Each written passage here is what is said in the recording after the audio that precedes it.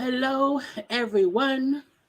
Thank you for tuning in. I am Jaylee. This is JayLeesCorner, and I'm trying to put on my hoodie, okay? But happy hump day, okay, to everybody watching this live. It's Wednesday, right, y'all? 100 days. The days that is running in with themselves, and I can't remember what's up or down, okay? But nonetheless, thank y'all for being here to have this. It's a gossip chat. It's a watch along.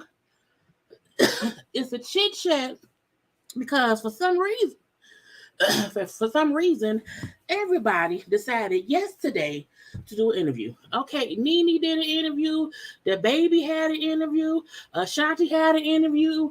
Nikki Gilbert did an hour live about her P-Valley lawsuit, which I still have not watched. We'll have a watch along for that tomorrow, okay? Because it was too much, okay? It was too much. And I'm like, girl, I don't have the time, okay? But nonetheless, okay, thank y'all for being around here, okay? Do not forget to do a couple of things. To always subscribe to my channel to become a whole JayBird, okay? Do not forget to also, okay, follow me on social media, on IG and Twitter, okay, at JayLeesCorner. Y'all know to like the video, please and thank you. Y'all know to share the video, please and thank you. And y'all know to comment in the comment section because this is a conversation, okay, between me and you and them and they and he and she. Okay, and him and her and them and that girl, ABCs and 1, 2, 3s. Okay, it's a whole bunch of people, everybody. You hear me? Everybody. Okay, not just one person. No, everybody. Okay, now I am here. Hey, y'all.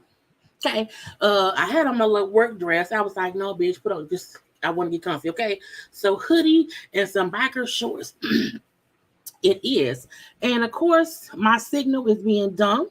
Okay, so I'm gonna stay my ass off camera until StreamYard or Comcast, whoever it may be, get their shit together. Because I know I pay too much money, okay, for StreamYard and for Comcast Xfinity for me to keep having these stupid streaming issues.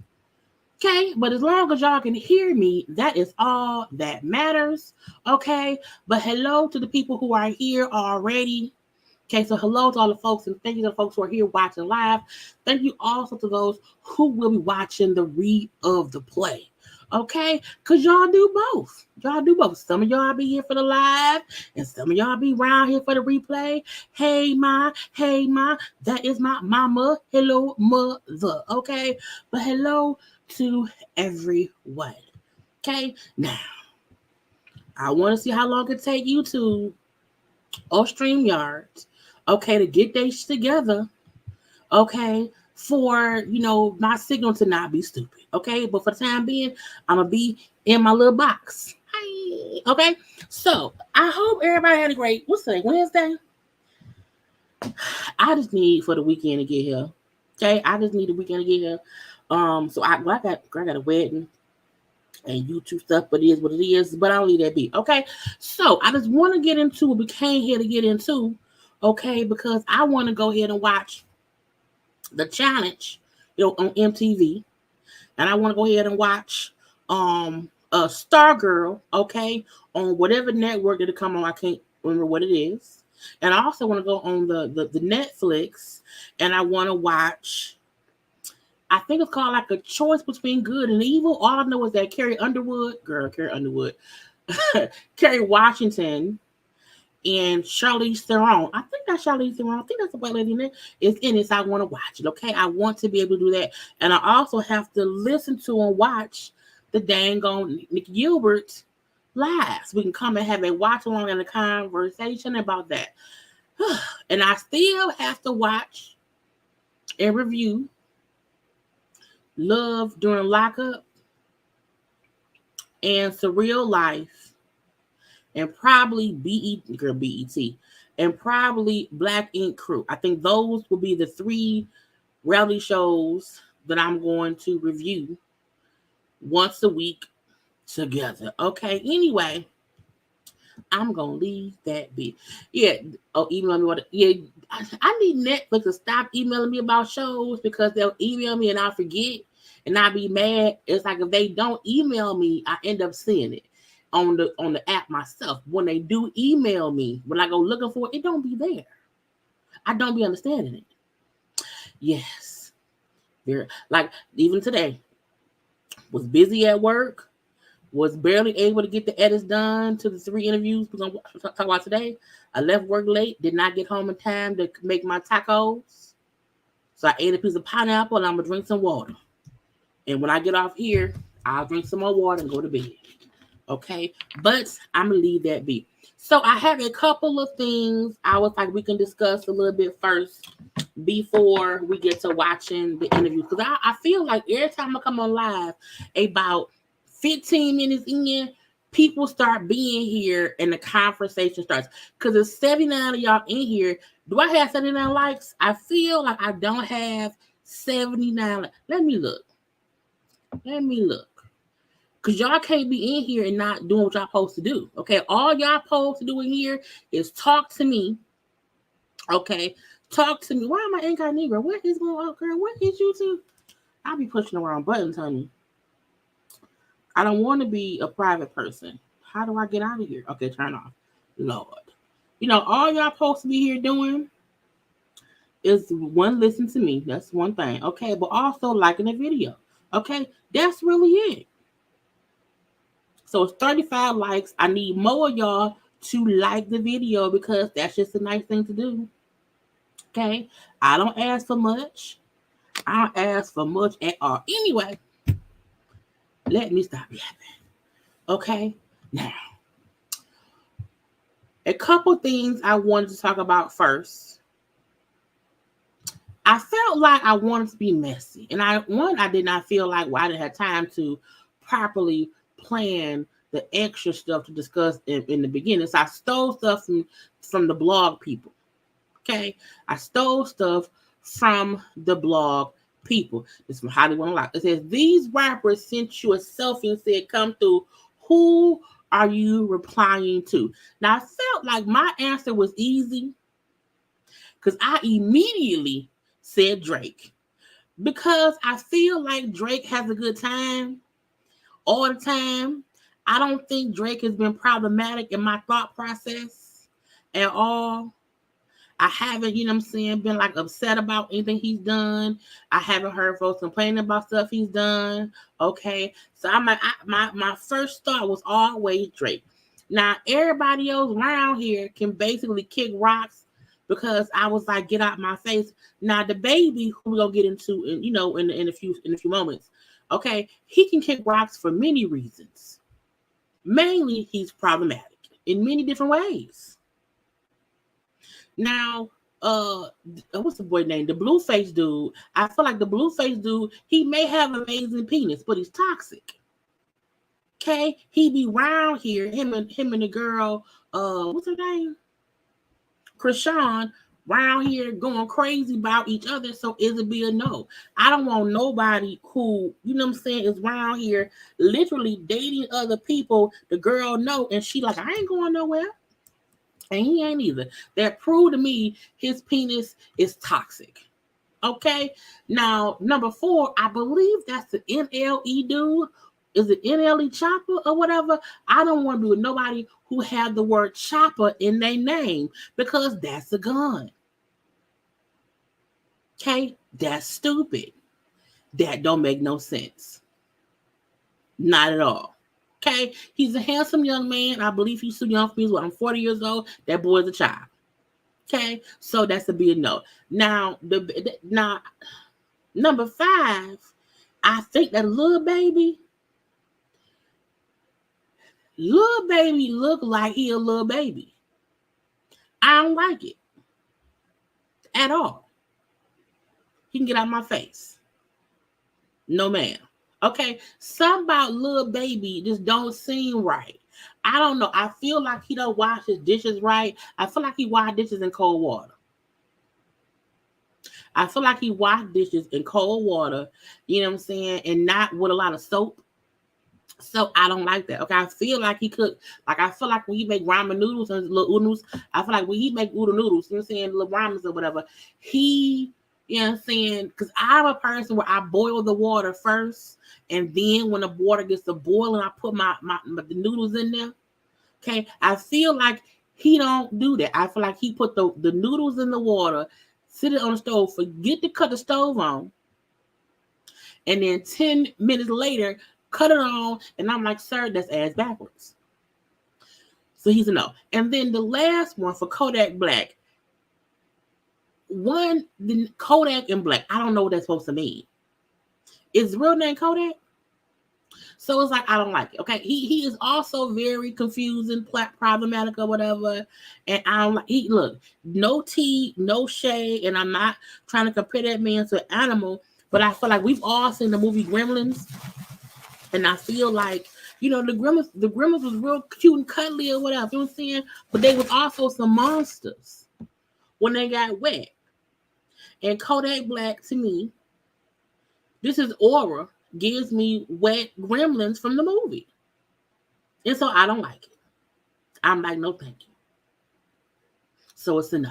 So for me, I automatically pick Drake because Drake is the least issue-driven person on this list. Now his hairstyle with the headband pushed back and the lip of him looking like that man in Zoolander, he looked like Ben Stiller in Zoolander. Okay, he's giving Blue Steel face, and I don't like it. Okay, so but again, Drake sings fun. Okay, I think his parties always seem lit. Okay, he seems to be a good father to the baby he had, that girl he ain't know. Okay, so I'm gonna let that man be. Anyway, let's move on. Okay, I got like 3 round things that I pulled up to get folks time to get in here. Okay, now this is something I thought was interesting. Okay, now I am a person, I do not go in the stores anymore to shop. Okay, between which ships my groceries. Okay, DoorDash, what delivers food if I want to take out. You know what I'm saying? And shipped delivers from Walmart. But shipped delivers from all kind of places. Okay, so I have not had to go into a store to shop for myself in a minute. But this lady, you know, who was in Walmart around here, now she was not in Detroit. Okay, I want to make that clear. She was in another city within the States. It was not Detroit. Okay, this white lady with a black lady bun is not from Detroit. Anyway, she was around there in Walmart, honey, not scanning her stuff and got $1,000 worth of items. Okay, the thing is, she ended up getting caught. And this is my problem. If you don't look, you shouldn't look, because I do not condone stealing. I do not condone robbing from the places.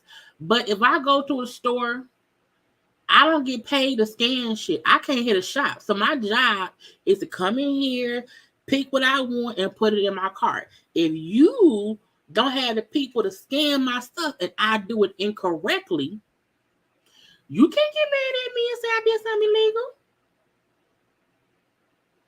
If you don't want the people possibly not scanning the stuff themselves, do not have self-checkout. Does the self-checkout rule say check out every single item? Because I don't know. Unless it says you must scan every single item. What am I supposed to do? What am I supposed to do? So now this lady isn't gonna be in jail. Okay, stupid. First degree retail fraud. Because you know when it's over, like I think when it's over $500 or whatever, it becomes a felony. And I'm like, did you go back to the same Walmart? Like, how did they catch you? That's my question. How did you get caught? Because they say she left. Okay, Teddy. First of all, okay, Teddy Joe Marie Flynn, 34 years old. Okay, was caught not scanning items at the Walmart. Okay, by the loss prevention people. Security, they worry too much. Get out my face, security. Okay, if you work loss prevention, if you didn't come down here and catch me in the store, don't be trying to catch me later.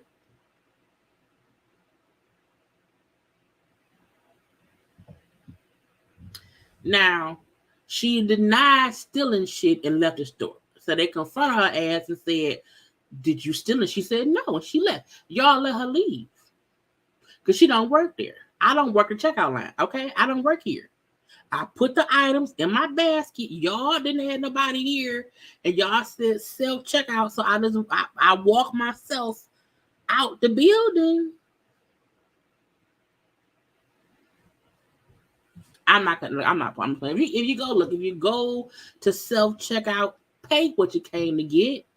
Don't be around there stealing. Not at 34. If you don't steal from Walmart, steal from Walmart when you're 20. So that's young and dumb shit. You can't be 34 around here and stealing $1,000. Was it TVs? Was it food? Was it fruit? Because first of all, food is expensive anyway. So for $1,000, you probably only got 18 items. A damn pack of water these days is $8. Okay. But she dumb because I'm like, how did they catch you? How did you? Because how? I would never. You can't be going because they say she was going to the Walmart repetitively from around April. Okay, this happened in July. She was arrested in September. And they say Walmart is cracking down on petty theft. Walmart should crack down on hiring more workers to work the damn line. You would stop people from stealing stuff if you did not allow people to have to scan shit themselves. Put a person in each line to scan stuff. It's weird. Like self-checkout could just mean, I'ma scan shit, put it in your bag. But I'm like, I don't want to go nowhere and walk around and shop the whole damn time, then scan my own shit and bag my own shit. I deserve some free items. I've been working for 2 hours in the store. But again, y'all cannot be going to these stores stealing. If you go to self-checkout, pay for what you got to get, so that you do not get arrested and get charged with first-degree retail fraud, and now you look foolish.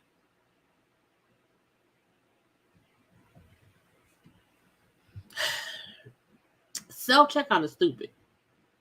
It really is. Because not everybody is honest. And that's just honesty. Not everybody is honest. Some folks, like my mama gonna check every single item. She gonna make sure it was right. Okay. If the machine messing up, I'm gonna say, hey y'all, the machine messing up. It's scanned for only $5. My item is after 10. That's how honest my mom is. You know, whereas if it's me, if I have 30 items that's supposed to be $20 and it's scanned for 10, it ain't my job to fix the error. All I was told to do was scan the shit. I had no control over the price of it.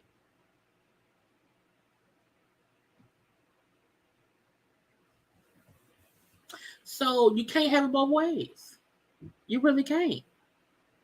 You cannot want folks to do your job for you, but then want to police how they do shit. Some folk not gonna pay for everything.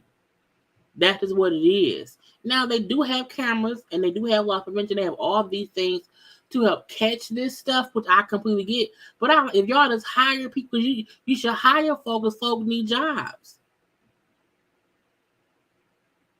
Okay. I don't work at Walmart. I don't work at Target. I don't work at Walgreens. I don't work nowhere besides where I work, my job. Okay. And at my job, I said, I ain't paid to do that. No. Mm-mm. No. And they say, man, ma'am, I was never taught how to scan. I don't work here. I don't. I pick up my item and swipe it. If it don't beat, that ain't on me. That's on y'all. Y'all don't pay me to do shit more than come here and spend a little bit of money, okay? But Teddy Joe Marie Flint, whatever her last name is, who 34, is in jail for first degree retail fraud. Well, let's hope the next time she scans shit, she pays for it all, okay? Leave the lady be. What's next? I don't remember. Okay. So I saw this like a week or two ago, and now I'm like, I forgot to talk about it. Okay. So a passenger on American Airlines asked for reparations. It's the word from reparations. White lady, did you ask for reparations? Okay. A white lady, American passenger, asked for reparations for being wedged between two obese people.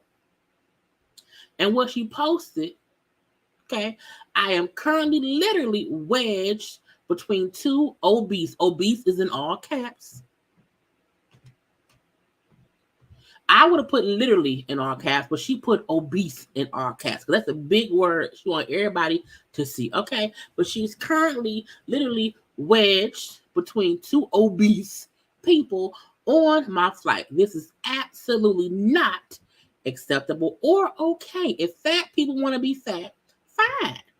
But it is something else entirely when I'm stuck between you with their arm rolls on my body for 3 hours. A 3-hour tour. Listen, Gilligan. Okay, because this is Gilligan. Look, as a plus size person, as a plus size, as the plus size president of the Association of Plus Size People, okay, look, nobody, big or small, wants anyone touching them.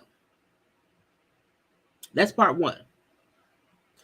Part two, you can be wedged between two skinny people who can have their arms rolled on you for 3 hours. I don't want people in general touching me.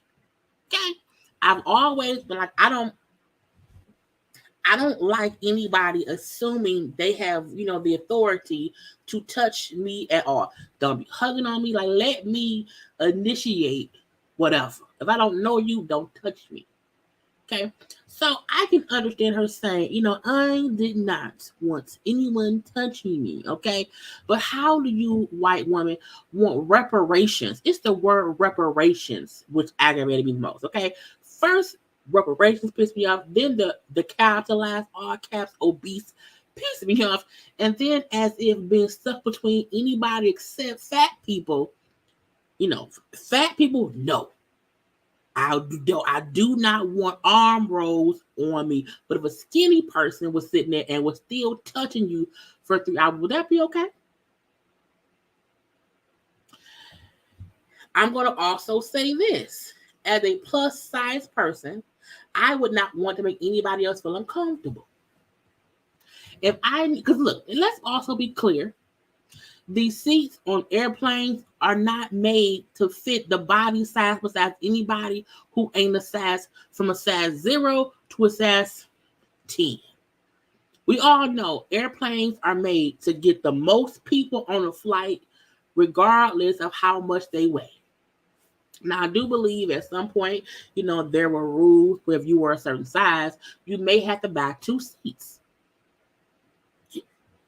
As a plus size person of the Association of Plus Size People, I would not mind buying 2 seats, even if my body fits in just one. You want to know why? Because I don't want no skinny bitch or anybody for that matter sitting next to me complaining about how my body fits in the seat I paid for. I didn't make the plane, bitch, but I bought my ticket. So you can't blame me for how the plane is made. Okay, now if planes were made and asked people, well, how much do you weigh? How much room do you need? Because you may need 2 seats because your body is bigger than the average bear. Okay, I don't mind that. But she made it seem as if her uncomfortableness was anybody else's fault except her fault for not saying, hey, stewardess, are there any other seats here? I don't feel comfortable. Or buy first class. First class up in the sky. You can ask to switch seats. Hell, it may be 3 rows of people who so skinny your 4th ass can fit with them. And I heard folks in the comment section on the post, but at least she didn't post their faces. It don't matter. How do you want reparations? Who told you to use the word reparations? Okay. Who told you to put obese in all caps? That was petty. Okay. You know what I'm saying? And I don't want with your arm rolls on my body. First of all, ma'am, they arm rolls ain't even on you. Well, one lady arm rolls do look like it's on. Okay. But I'm like, it's body to body. Why did you not ask to switch seats? Because as stewardess would have walked up and said, you know what I'm saying? Yeah, you are, wedged between 2 folks. You may be uncomfortable. But if this is all of, look, if you look, it's unfortunate.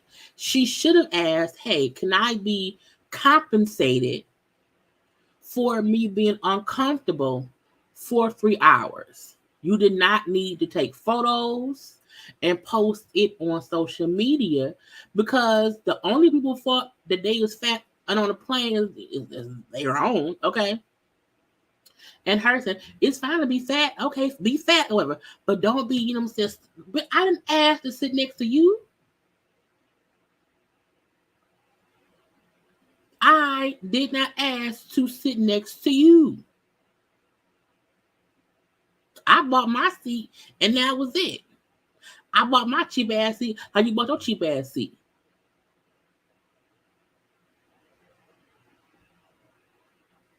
I would never want to squish anybody at all. I also feel like if you're uncomfortable, then you should say something. I also feel like the 2 plus size folks sitting on either side of her probably was also uncomfortable. You don't know why? Because when plus size people sit next to skinny folks, we try to minimize the amount of space we take up because we know folks are talking cash money shit already.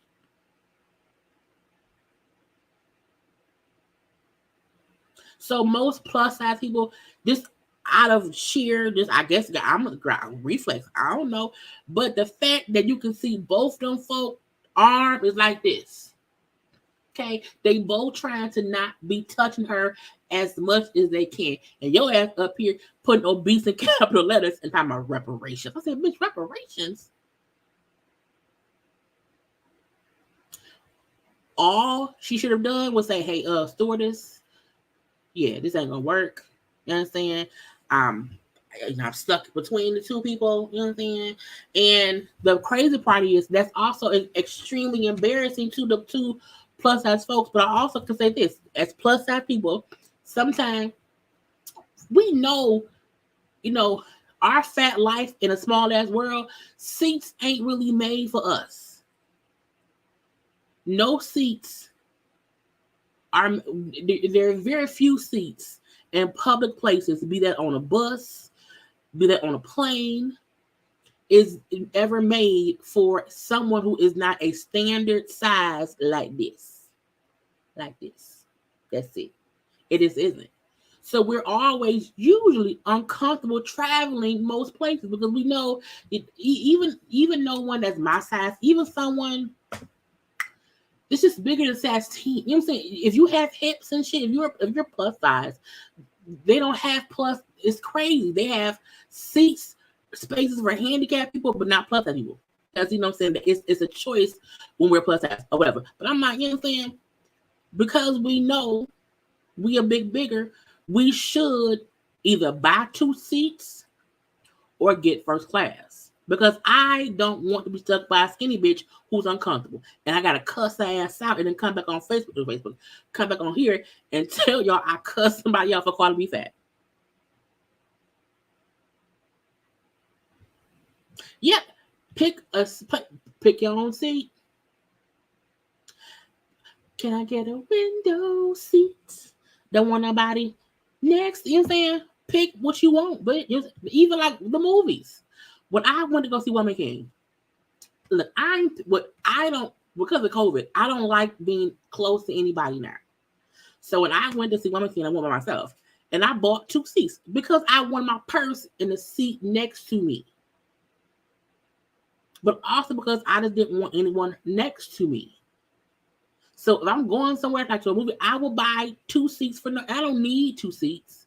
I fit in just 1 seat, okay? But I don't want anyone next to me. Oh, you can pick. And she ain't pick, so she got what she got. She got what she got. You know what I'm saying? Girl. She ain't gonna get no reparations, okay? At all. But as a plus size person, you know what I'm saying? We are never trying to make anybody else feel uncomfortable. Okay? Uncomfortable. But I feel like both can be something. If you are a plus size person, you are aware that the seat may not, you know what I'm saying? I don't mind spending money to be comfortable. I don't mind spending money to not make myself, feel some kind of way. Not that I need 2 seats, but I feel like we also, as very aware, seats don't really fit anybody whose body is bigger than the average regular person. We know that. Okay? But this whole talking about she want reparations. I said, big reparations? If you don't get out my mother girl, I should punch you in the throat. In the esophagus. Because it's the word reparation that made me the most angry. But I also want plus size folks to know it's okay to just, if you can afford it, get an extra seat so that you can also feel comfortable. Because sometimes it ain't even about, somebody else. It's about you. And this is gotcha. I would buy an extra seat. And if somebody say, no, you cannot see it. Why? That's my seat. That's my arm seat. My arm need to be here. My arm is the seat right here. Okay? Period. Boom. But, the 2 plus size folks can't help how the plane was made. It ain't, they didn't, you know what, I'm at home, hey, plus size friend, hey, let's both book a flight, okay? You pick the aisle seat, I'm going to pick the window seat, and we're going to hope a skinny bitch sits in the middle. She complained as if somebody purposely made her girl fly first class, okay? But let's move on from stupidity, and we're going to move on to more stupidity. Okay, we are retiring this man here because it seems like all the white folk got him canceled.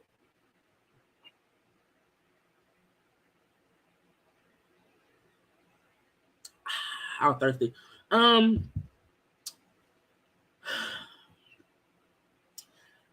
Kanye West is a hot topic right now, but I don't give a fuck. And I mean that disrespectfully. Mainly because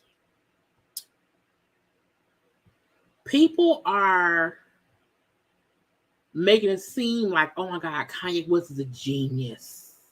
He wanted out of the deal with whoever, and they wouldn't let him out. So he talked about black people. He talked about George Floyd. And when that didn't work, he talked about the Jews. And oh, lo and behold, the heavens opened up and confetti rained out and Kanye is free. I'm like, the fuck are y'all talking about? And a friend of mine on Facebook posted a meme that said, and I'm paraphrasing, the way people are discussing Kanye is like this. They're saying Kanye took a shit on the floor. Took a whole shit on the floor. He picked the shit up and then threw it out the window. And people are saying he's crazy, but he's a genius because he pushed out all the shit that people was feeding him. He pushed all the shit out that was feeding him, okay? And then he got rid of the shit because, you know what I'm saying, he don't mind getting, I was like, what? But that's how people are explaining it. Like he calls shit, playing around in it, and people think he's a genius for it because of whatever. If you think that man wanted to be dropped from everything and everyone that attached to him that made him money, you're a fucking fool. Now, me personally, I have never bought an album, a single. I've never financially supported Kanye. The last song of his, I think I even liked, I had a title.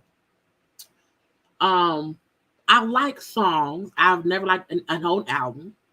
And the last time I gave up on that man, when he said the whole thing about how slavery was a choice when he was on TMZ. The TMZ shit, and he was like, I fully gave up on him then. I was good on Kanye. I report whatever he did because that's what I do, but I'm like, I'm good on Kanye of the West. Okay.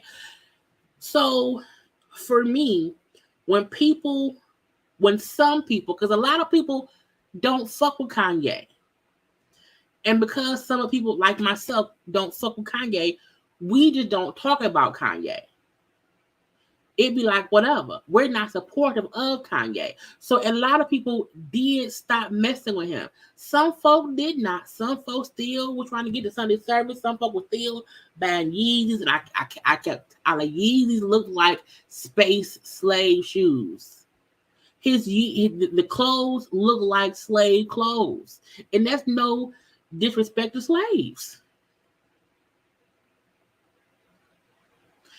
I've never felt like he was a genius within fashion at all. So I'm not, and nor have I been a supporter of the Kanye of the West. Okay. So the fact that he went on a rant about Jewish people and that offended all the people and got him dropped from this, that, and this, and now all the black folk, all the other folk, why was the people this upset when he? Were you upset? You know what I'm saying? I feel like some folks who cry, why wasn't anybody upset? And why wasn't he canceled when he spoke about black? Kanye been a coon for years. And the folk who stopped fucking with him. And that's what it was. So I don't care that he's now officially being canceled because of his rhetoric against the Jewish community. Because for me, as a black woman, I've been done with Kanye West. Done. Deuces, okay? So Adidas, I think like Adidas, Balenciaga, he went to, the fool tried to go to Skechers today, and they said, nigga, no.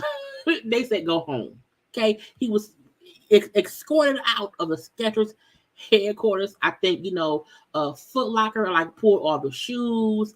I believe Adidas said they're gonna still sell Yeezys without the logo. I'm not buying shit from that man.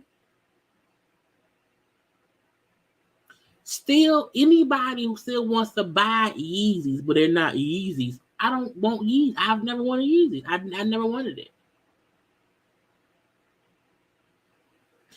Kanye has always felt like he is untouchable.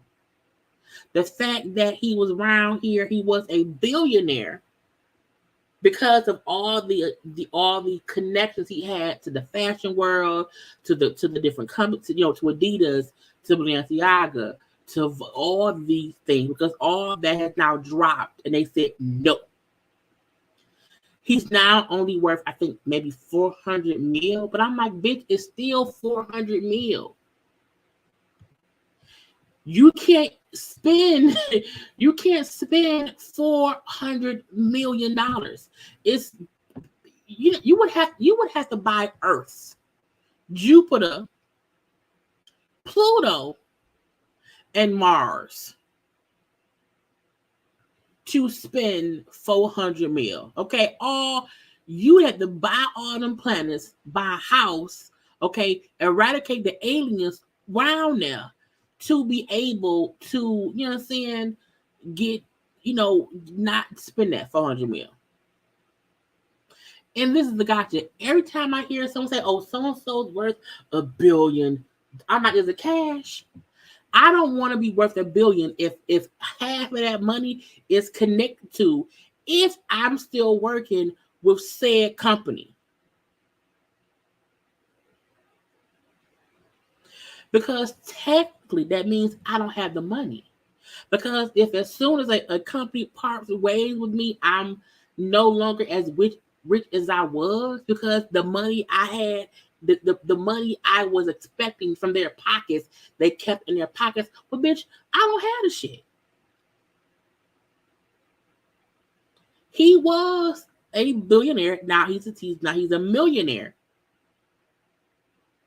And for me, I don't want to be looked at as a multi-million or billionaire if that only means I have to liquidate everything I own, and I may really have all that. How much cash do I have in the bank?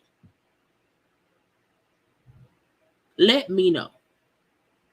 Because for me, if I have 400 mil in the bank, or there's 400 mil readily available to me that no one can take from me if I cut ties with them, cool.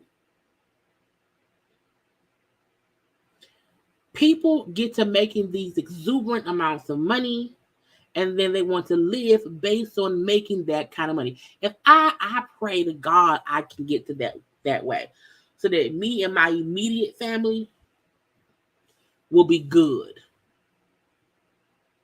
and then help people do shit. You know what I'm saying? But Kanye has always been about Kanye. And Kanye went on a rant that he never thought about, that he may have thought was helping him, but no, Negro, you look stupid. Now, his Donda West Academy, the basketball team, is kicked out of a tournament because of his comments. Athletes on his sports agency dropped from being on the sports agency. I said, oh, okay. So again, people saying, oh, he was doing this to be, to be a part of this and that. I was like, Negro, look, nobody says stuff to lose money purposely. Because he didn't just lose the Adidas deal. He lost everything. When the team at your school can't play in tournaments because of what you did, you're stupid. And the tournament people was like, because, you know what I'm saying? Like, these organizations, they have like rules of conduct and all these, you know what I'm saying? They have rules of codes of conduct where you can't do certain shit because it looks bad. Now, maybe they don't have one about him talking shit about black people. I don't know. Don't know. Okay? And the words he used, you know what I'm saying, wasn't fitting their rules or whatever. Okay? So they can't let the team from that school participate. I said, well, damn. Okay. I don't want to say it's crazy, but it's like that's what happens. And they said professional athletes Aaron Donald and Jaylen Brown also said they're leaving Donda Sports. One plays for the Los Angeles Rams. The other one plays for, who he play for? I don't know. Either way I go, they play sports. And they both said, gotta go. See you when I see you, hopefully is never. So again, everybody thinking, oh, Kanye is being smart. He's just around here. No, he's stupid. Because this is the crazy thing. He's costing himself money and also endangering the livelihood of people who work for him. Because the two agents, the two sports people who no longer on thing, whoever was working with them, they don't have no job now. Why? Because they're people around here and they left. So everybody, bull of the shit. Okay, now everybody going forward should say, "Fuck Kanye West, fuck Kanye West. Let that man be by himself. Fuck Kanye West, fuck Kanye West. He can be by himself." Okay, you know what I'm saying? And speaking of Mallory, who was on the Jasmine brand like little interview thing or whatever, I like how she said that Kanye was weaponizing Black people to try to fix his failed marriage. He wanted us to be his helpers. Help me get my wife back. And we said, nigga, no. We told you don't marry in the first place. So you can't try to say you black man. I'm a black man. It's my black. We don't care. Okay, the Gap removing all Yeezy products from the store. So if you went to the Gap looking for Yeezys, they're not there. They gotta go. Okay, so because of all the shit he said, he's losing what he's supposed to lose. That's on him. That's on him. Okay. Anyway, and he gonna probably lose a bit more. And I see him going from interview to interview to interview with white folk around here. I'm not watching none of it.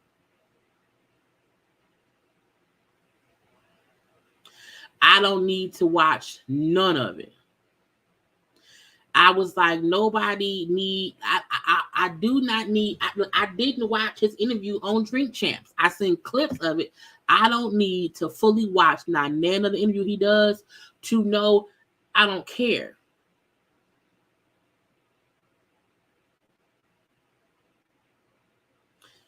Kanye West has not, look, ever since Kanye West and Amber Rose broke up, he been slipping down the Kardashian pole of despair.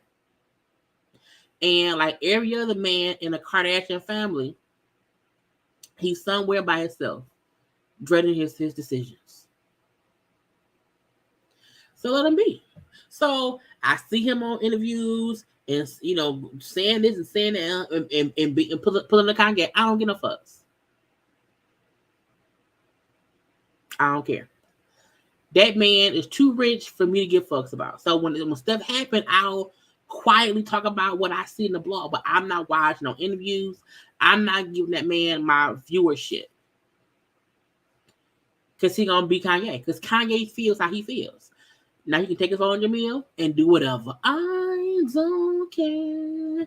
Let's move on. Okay. Anyway, what's next? Oh, let's talk about people using people. Okay. Look. Whitney Houston has been deceased for a long time. Okay. Hey Siri, when did Whitney Houston pass away? Whitney Houston died February 11, 2012 at age 48 in Beverly Hills. Whitney been gone since 2012. Okay, 10 years. It'll be 13. It'll be 11 years come February. And anybody, in my opinion, look, one Whitney movie was fine. You know, we've now had multiple Whitney movies on TV, in the theater. I ain't gonna see none of that shit. I think I may have seen one Lifetime movie when she around the first one that did the internet. Pat Houston, who is the wife to Whitney Houston's brother, is the person who is a part of her estate. The fact that it ain't her mama, hell, it ain't even Bobby Brown. Okay, her only daughter, Bobby Chris, is deceased. Nobody should be doing anything on Whitney's behalf. Because in my opinion, the only time I feel like there should be an estate of someone is when somebody who really fucked with that person and was an immediate family member of that person, who was in good standing with that person, is the one keeping the legacy alive. I feel Pat Houston is the last motherfucker on earth, okay, who should be profiting from Whitney. Because let's be honest, no one is left to benefit from her death who was an immediate family member. And not only that, well, fucking perfume. The only person who I've always been pissed off, that did not have a better estate legacy keeper upper is Aaliyah. Aaliyah, in my opinion, even though we still fully love Aaliyah, I still like her music or whatever, I always felt like more could have been done with her legacy, but because there was turmoil within, you know what I'm saying, who on what or whatever, I'm also happy that nobody really profited from her being gone. But for Whitney, Pat Houston has been sucking the titty of Whitney dead and alive for years. It's the main reason why I never, ever, I'm not watching no movies. I ain't doing shit. Nothing. Michael Jackson he has 3 children, a mother, siblings. It makes sense for that to be in a state or whatever. There are people who can benefit from what he got going on. Whitney ain't got nobody left besides her mom. And Pat Houston just don't give me she know what Whitney would want to smell like. Pat Houston gonna make some shit that Pat Houston thinks smell good. They need to let Whitney rest in peace. Not no more movies. I don't need no holograms. I don't need no wig line. I don't need no water bottle line. I don't need nothing. Let that lady rest in peace. Now, if you want her music to carry on and maybe you license it to be used here and there for shit or whatever, I don't mind that. I do think her music should live on. But I also feel like Pat Houston should not be the one benefiting from that shit. And I don't like Pat Houston. I feel Bobby Brown should be the only one profiting from Whitney because they loved each other. And we know they divorced. He moved on, she moved on. But in my head, the main people for Whitney was Whitney, Sissy, Bobby Chris, and Bobby. Stop giving them ideas. I just felt like they be on some bullshit. I'm like, let her be. Let her be. Let her, we don't the first official endorsement. Why y'all Whitney dead? Why does a dead person need an endorsement deal? Who the fuck we endorsing? She dead. She dead. Her kids dead. Her child is, you know what I'm saying? Like, what, nigga, what?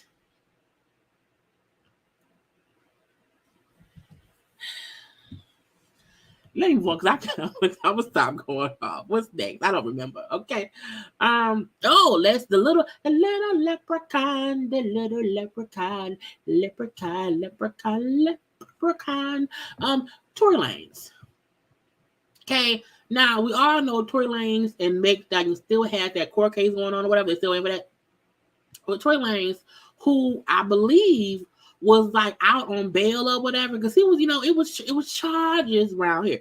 So he was supposed to be sitting around here not getting in no kind of trouble. Okay, not getting in any kind of trouble while waiting for the Meg trial. Okay, but he's stupid. He's stupid. Okay, and because he was around there fighting August Alsina allegedly, I am going to watch the real life. I am going to review it. I just have to, you know what I'm saying? It'll probably be up like sometime Sunday. Okay, I'm gonna do all that because I think it look good. Okay, but you know what I'm saying? Little leprechaun Tory Lanez just could not listen to the people. Okay, and the prosecutors felt like Tory violated his bail in the Meg Thee Stallion situation, okay, and that he should have been kept in custody because what he around here fighting people, and they think that man posed a threat to public safety, and a more money bail ain't gonna matter. Now, Tory's attorney said, "Man, that ain't fair.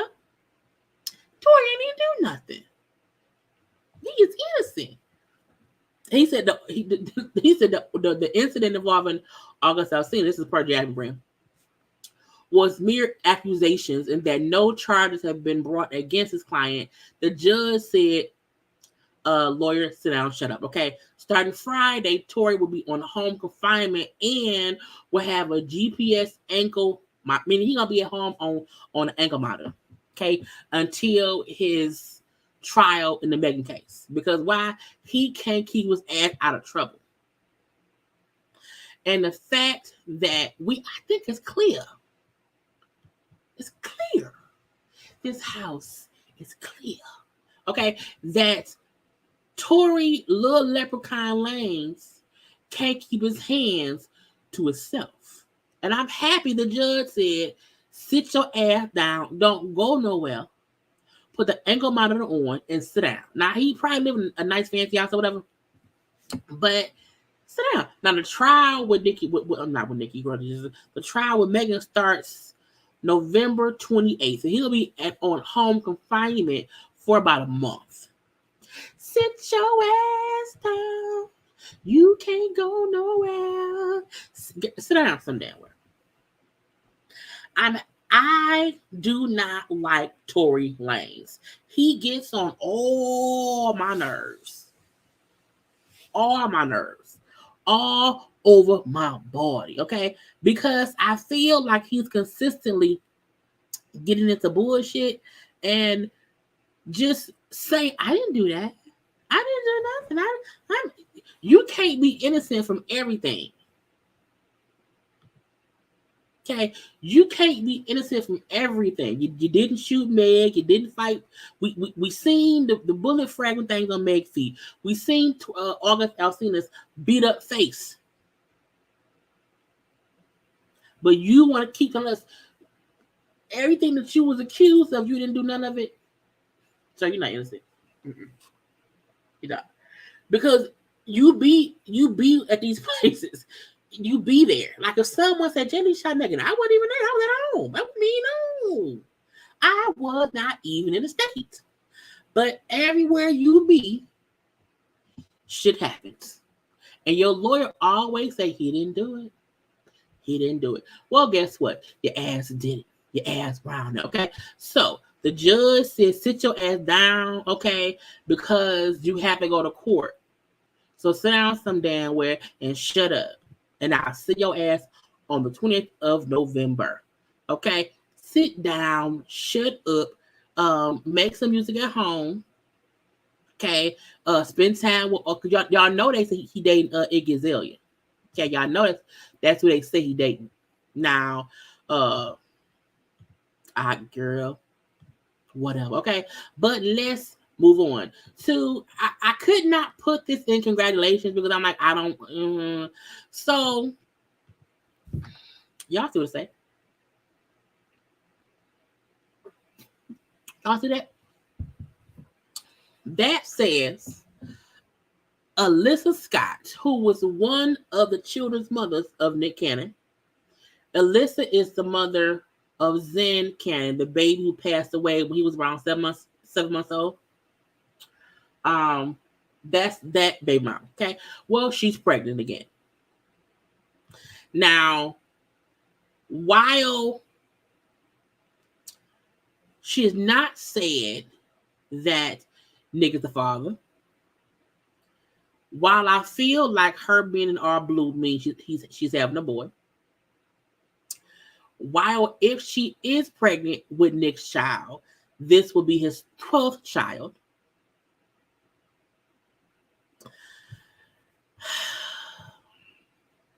And I don't know why. Let me see, Nick Cannon kids.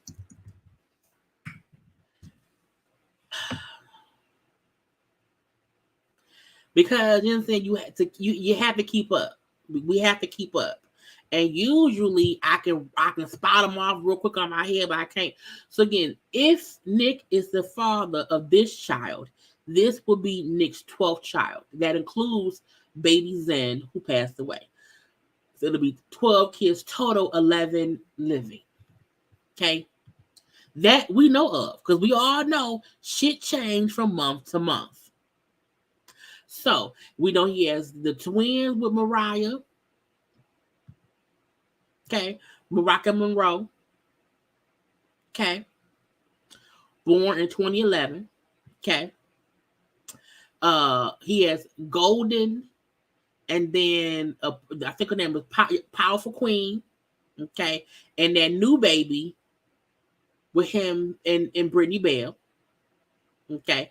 He got them twins, Zion and Zillion, with Abby, who's also pregnant with their baby. Okay. Then we know Zen, who of course passed away. So that's that mama, and she's pregnant now. Okay.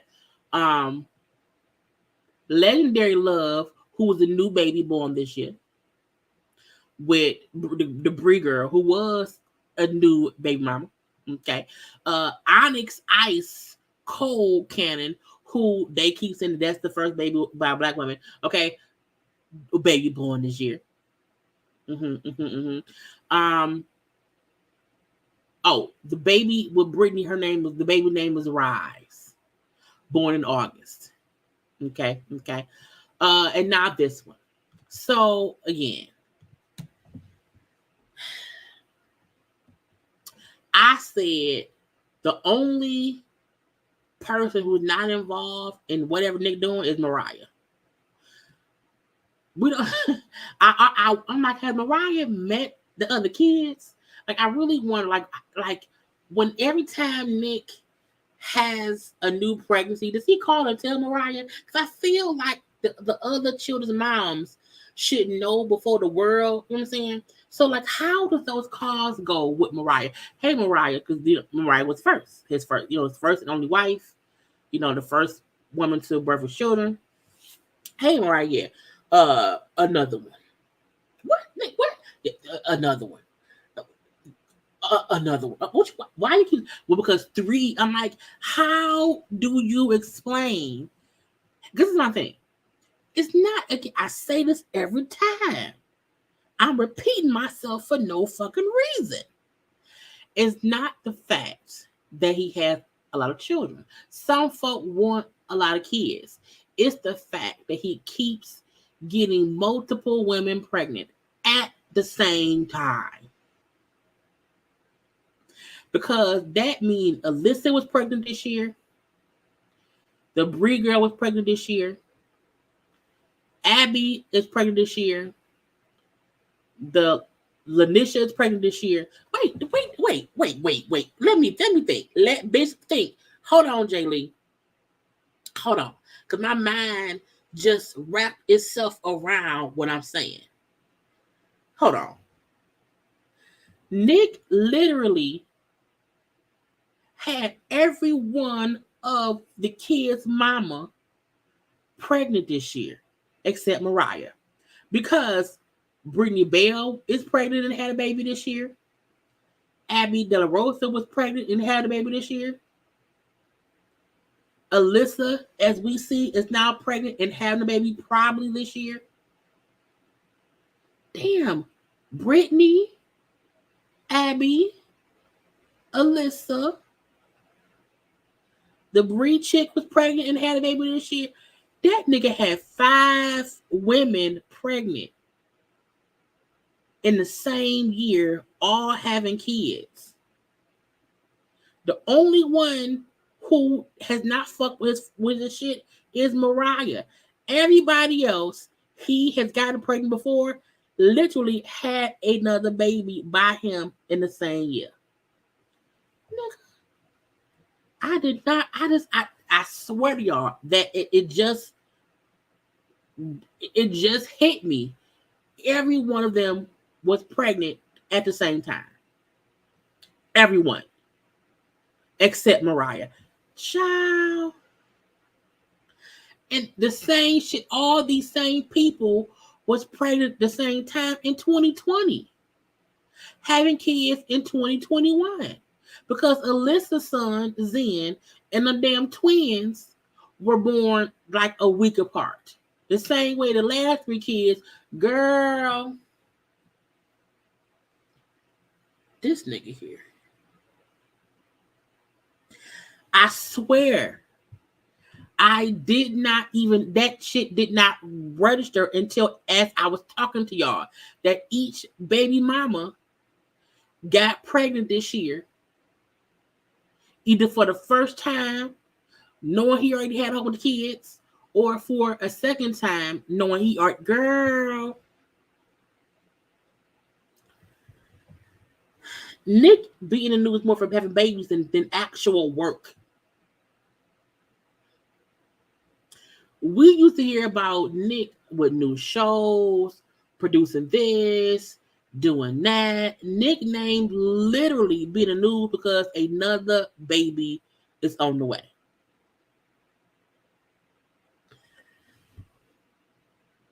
And we know babies are blessings. Nobody is saying babies ain't blessings, but Nick is on some bullshit, okay? Look, again, Nick can no longer be put in the congratulations category. No, he's a regular ass category full of foolish shit. Oh, Lord Jesus. Anyway, okay, back to somebody else who's losing shit as well. Because we still have to get to the Nene interview, the Ashanti interview, and the baby interview. Okay, we have to still get through that shit. Okay, is y'all ready for that? Because that's gonna be another hour. Okay, this white lady here, Kim Zolciak Behrman loses $2.6 million mansion to foreclosure property to be auctioned off in November. I almost wonder when Sheree was at BravoCon asking when they were being asked who would they bring back to the show, and Sheree said I would bring back Kim. Was Sheree trying to help Kim save her house? Did Sheree know that Kim is about to lose her house, and Kim got all them children? Okay, to show that man Croy. Okay. Did Sheree know Kim need a job? Okay, Kim needs a job. Let's put her back on Housewives. And now I'm gonna say this: I don't care if her children will probably be homeless. Don't bring that white lady back around to Housewives of Atlanta. Now we already know they're filming already. We have not seen none of that white woman on set, so we don't come in there. But a part of me feel like did Sheree know that Kim need a job to help pay the bills because she's losing a $2.6 million mansion that she supposedly bought back in 2013, I believe. Now, Kim kept talking cash shit about how rich she was, on your house. And I know it can take people years. Like, a regular mortgage is a 30-year mortgage. I get it. But I can't be right here talking about how I got into all this shit, and you losing your house. Now they say that she had a loan of $300,000 that she did not pay back. You know, her show got canceled. Okay, her show was canceled from off of Bravo. I never watched it. I ain't watched Kim Zolciak Bierman since she had Sweetie as her assistant. So I don't watch nothing she do currently. I didn't watch that show, not at all. Kim, look, I don't have nothing against white people. I like white people. I have white friends. I have white family members. Okay. You know what I'm saying? But Kim is a white woman who I don't like. Okay. And it's not that I don't like her because she's white. I don't like her as a white woman because she acts like a uppity white woman who thinks she's better than other folks. So that's why I don't like Kim's white ass. Because of how she acts. As she acts like I'm a white woman in America is how she acts to me. And her American ass is losing her house. Now, anyone losing their livelihood is sad. I don't want nobody to be homeless. It's cold outside, even in Atlanta. Okay? But you can't be around here talking cash shit about people. Okay? Was a white lady who got your own spinoff because you thought you was special. Okay? And now, all these years later, your house ain't paid off and you're losing your shit. That's on you. I don't feel bad. Okay? I don't feel bad. Because every time Kim came around, Bravo Housewives of Atlanta, she was the bitch. Plain and simple. And if you cannot afford to pay back your $300,000 of a loan for your house and you can't afford the bills, that's on you. You should have been better to people around you. Okay? Also, don't look, I would never want to buy something I can't afford. I also would not have this fancy ass house that I'm still paying off and run around here acting like I'm the Queen of Sheba. I would never want to buy something that I could have used to pay off my house. If I can afford to pay off my house, meaning that's one less bill, I'm going to pay off my house. I'm going to pay off my house. It's like I always say, don't buy a purse that's so expensive you can't put shit in it that's worth more than a purse.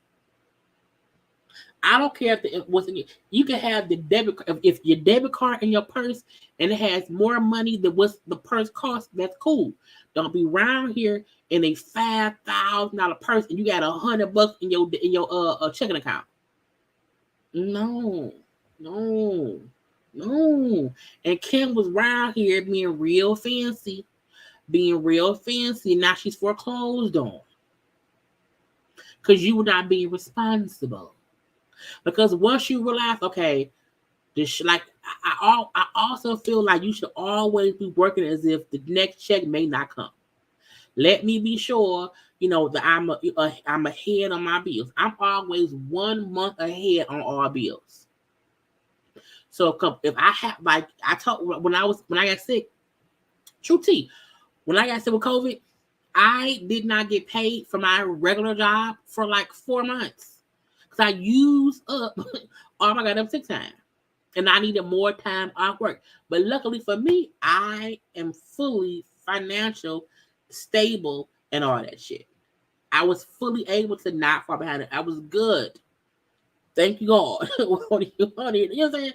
But you should always make it like you want to be sure that, you know what I'm saying, you're good. Right. And she had a second mortgage.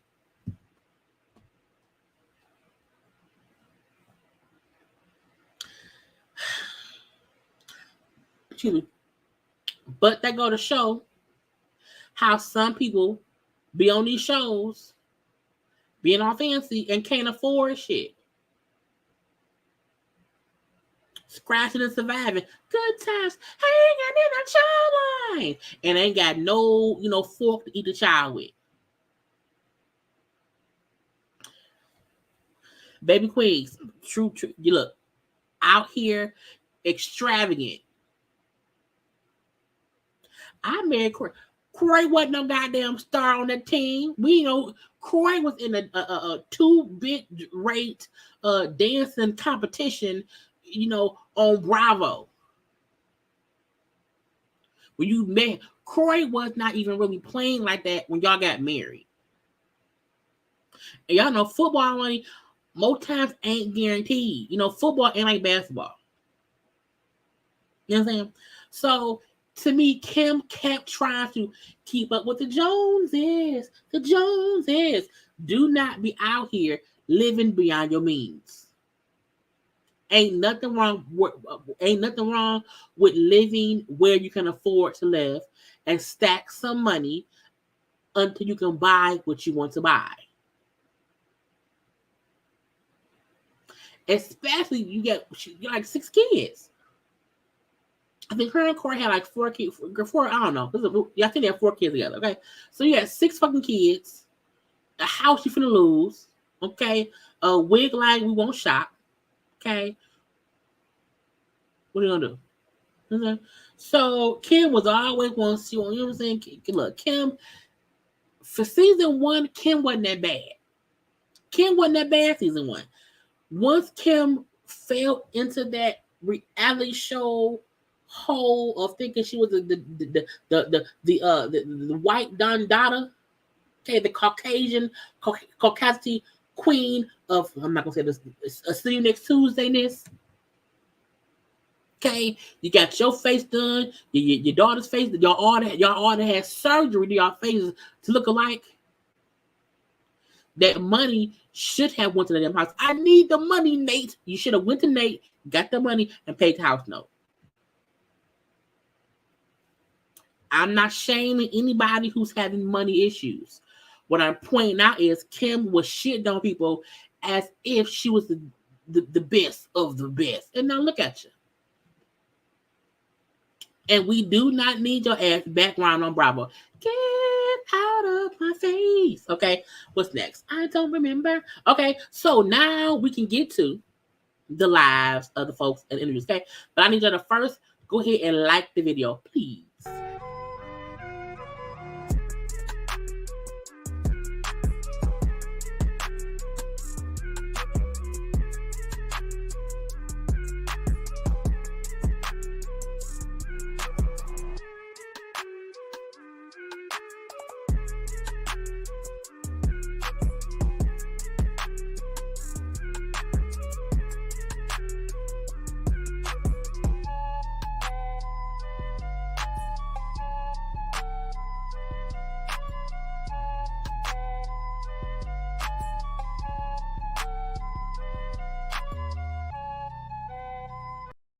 Because y'all know liking is a thing to do. Okay, now, I told y'all everybody wanted to be live and interviewed yesterday. So we're gonna get into parts of the baby's interview, parts of Ashanti's interview, and then parts of Nene's interview. I have to still watch the Gilbert stuff, and that will be tomorrow because I ain't even watched the damn thing. It was an hour long. But the baby was on. Would you like to see? The baby was on. Who was it? It was Hot 97. Okay, with Ebro and them, Ebro and Rosenberg. Okay, on now talking shit. You know what I'm saying? Now y'all know. I had to speed up or slow down the audio. Okay, so we can watch clips of shit. I think this is maybe like 10 minutes or whatever we're gonna talk. Okay, so y'all know it's either speed it up or slow down. If you want to watch the whole thing regularly, go watch elsewhere. You come here because of how I do shit. You hear me? Okay. So I don't like the baby and his comments on round here. Okay. Did not make me like him anymore. The baby who put out a song where he, said how he had a sexual relationship at one point or the other with Big Stallion. That is discussed. He's an asshole. Also his homophobic comments at, I think it was Rolling Loud or whatever. It's also discussed. So the baby out here being dumb. Let's watch some of it and have a conversation. What would you like to say to people? Because I know on a single, and we'll talk about the Making a Stallion comment, but on a single, you said people misconstrue or twisted my words. Absolutely. Yeah, absolutely. What did people get twisted, and what do you take accountability for? I mean, I take accountability for everything. First of all, what the raspberry beret? What is he wearing? What is he wearing? Okay, who said wear this? I didn't. Okay, what is going on here? Who put him in this outfit? I don't know. He was in a I was like, what is he doing? What is he doing? It was a Burberry suit, the red velvet shirt. Okay. He then had on this goddamn, I'm not gonna see, want to be a Black Panther or a Prince dancer. I don't know. May Prince rest in peace. Raspberry. Every time, I promise y'all, the moment I saw the interview Prince song Raspberry Beret, it started playing in my head. And I can't get it out of my head. I was like, what is you doing, sir? Also, I don't trust nobody who has on all of their jewelry. Nobody needs rings on every finger. Nobody. Not no one. Okay. And he round there with, he got both earrings in his ear, a watch on each arm, I believe. All the rings, a whole nigga, where you going? Raspberry beret. What? Okay. Anyway, let's come. What is he wearing? And I'm gonna say this. If he did not have a hat on, if he did not have all those rings on, I wouldn't be too mad. But it's him trying to flex with the sunglasses, the raspberry beret, okay? And all that shit was like, no. Get out of my face. Every single bit of it, you get what I'm saying? At the end of the day, you know. But most importantly, it's like knowing on hindsight, like, I feel look at all the jewelry. Shannon, that is my friend. Hey, Shannon. Okay. The reason I made his voice slow down when he talks, I feel like he talks in a way where he think that's how he sound. I think he sound like that, but he don't. Okay. And he gets on damn nerves. Okay. But why are you wearing all the jewelry? Rings on all the fingers, watches, bracelets, necklaces, and your raspberry beret. when you get to a certain level, you know what I'm saying, in this business, you held accountable for, you know what I mean, different levels of things, you know, and that shit I'm unaware of because it's like I'm from nothing, for real. You get what I'm saying? You go back to our last interview, you see me saying I'm going to do a lot of shit I went and did. You get what I'm saying? So it's like, you know, it's all new to me. It's all new to me. And it's that great power. What is it? With great power comes great responsibility. You get what I'm saying? It comes with great responsibility, great standards, all that type of shit. So it's just something that you gotta learn to adapt to. Some people quicker to adapting to it. You know what I'm saying? More, you know, they more okay with adapting to it than others. Me is kind of like some, you know, okay, let me make sure this is what it is before. Right. Look at the hoops. Look at the hoops. Okay, come on out. Hoop diamond earrings in both ears. Okay, it's team too much. The fact that they were asking him about, you know what I'm saying, the whole craziness that happened when he was talking shit on stage about, you know what I'm saying, they accused him of being like homophobic or whatever. Saying how, I gotta learn. I don't know what I don't. Negro, you don't need to be taught to not be homophobic. Stop being dumb, okay? But let's continue. That's probably why you seen such like resistance, you know what I mean, early on in it, because it's like, what y'all talking about? You know what I'm saying? Like, you know, what I did, you know, was something that And I'm gonna keep it by myself. I ain't gonna say something that, this is what every artist do, but it was so simple. You know what I'm saying? And, It was a basic thing that people you just do on stage. absolutely, and It wasn't directed to no group of people in particular. And nothing like that. Like, it really ain't that deep at all to me. You get what I'm saying? I was rocking out. I was rocking the fuck out. That's what I was doing. Well, so let's get into the Rocking out. weeds on it. We Hit you on this show. We do a segment called "Congratulations, You Played Yourself." Yeah. And so at the time you did it, we was like, Oh man, I played myself out of millions. Yeah. Believe that. Like, Millions. it's the ultimate. So y'all, so take me as an example. You know what I'm saying? Like young artists coming in, you know, when you pop this whole time, I'm just, I'm Jonathan. I'm me. I'm just doing what I do. This shit, I'm real nigga rock star. Like I say, you know what I'm saying? Out my mouth. I'm just doing what I'm doing. I'm rocking out. But these people looking at me like, and when I say these people, I mean everybody, like the world. Like they look at me like household name, like superstar. Like What?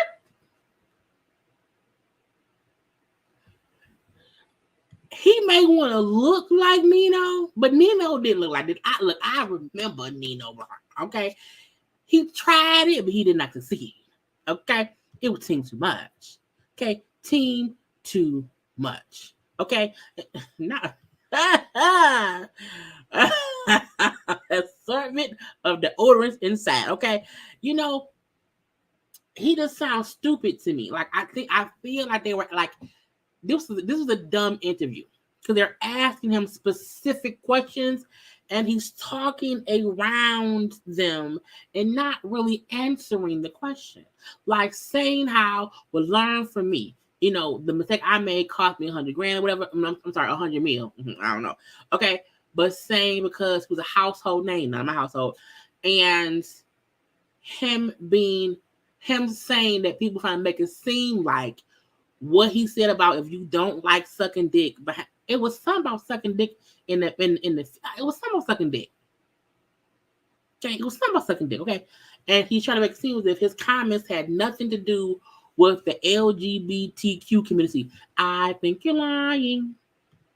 international superstar. They took you off. Really to do was. it. International. They Really, took you off to still do a am. Libra song. You know that? No. That's still there. No, I'm saying like on the radio stations. Like Yeah, but one sure, moment I'm that your sure. version was playing. Yeah, I'm sure. The next I'm sure. moment, They already got what they needed me for. They came to me to get on Billboard, to get the Right. high position on Billboard. Right. They already got that. Billboard, baby, you got that. You pay for that, you got that. That is what it is. No hard feelings on that. I ain't tripping on But being something else we nobody's pointed out on this show was And I'm speeding his voice up because he sounds stupid, like a child. And I felt like he wasn't really saying anything, so I ain't want to do all the time. That was also the night that you brought Tory Lanez on stage. Yeah. And so I pointed out to people, I watched the shit happen. Yeah. Because Megan Thee Stallion's fans, 3 viral moments that night. Megan Thee Stallion's fans was angry with you because y'all had a hit record together. Multiple hit records. In other words, you don't think that the controversy would have blown up the same way had he not brought Megan on? No. I mean, brought Hell Tory. no. Fuck no, it wouldn't have went that way. Right. I wouldn't have brought It was because For right. sure. You know what I'm saying? But I'm not into all the conspiracy theories, this and that, until you see it really cost a nigga $100 million within a year span. Yeah. Then you know, okay, this shit So real. my This ain't question to no you is, conspiracy. This so shit my real. question to know. you is, why, with everything that was going on, why Yeah. did you think it was a good idea to bring Tory Lanez out? I mean, I don't look at it like a good or bad. I ain't that invested into their business. You get what I'm saying? Like, You not invested in the business of the two people you have songs with. You not paying any attention to what's going on in the world means you're stupid. Because even if you're not directly involved in Tory being accused of shooting Meg, even if you're not directly involved in Meg saying that man allegedly shot me, you are aware of the situation. So you can't make it seem as if other people made it seem like they tried to pull you into it. No, you put yourself in the bullshit. Two people you knew who you had songs with, you made a choice to get in the middle of their shit because you knew she had a full-fledged issue. That boy was accused of shooting her. You sound stupid. like I say off the rip, like, it wasn't an endorsement of Tory Lanez. It was just you bringing him out for a song. I got a song with him that's doing good. Right. Shit about, I'm So you weren't even seeing the whole, like, at the time, you wasn't like, I'm bringing this dude out to antagonize Megan, because that's how it was taken. Nah, I could care less. If I wanted the song I just put out, Now I could have. The second nigga played on the internet, played tough on the internet, I could have bust niggas bubble. Yeah, that's why I'm like, look, handle your business, keep me out of your business. Hey, look, stand on your business without involving me. Don't make me say why you feel some type of way about this song coming out. You get what I'm saying? Like, So now he's trying to say Meg was only upset about him doing a song with Tory was because he and Meg allegedly at one point in time bumped vaginas and penises. and you saying, well, that's why she was mad. This is the gotcha. If you're saying the song with Tory had already been done, if you're saying the verse that you said that you bone make was already done, if it was all old stuff, why would she be mad if it's already done?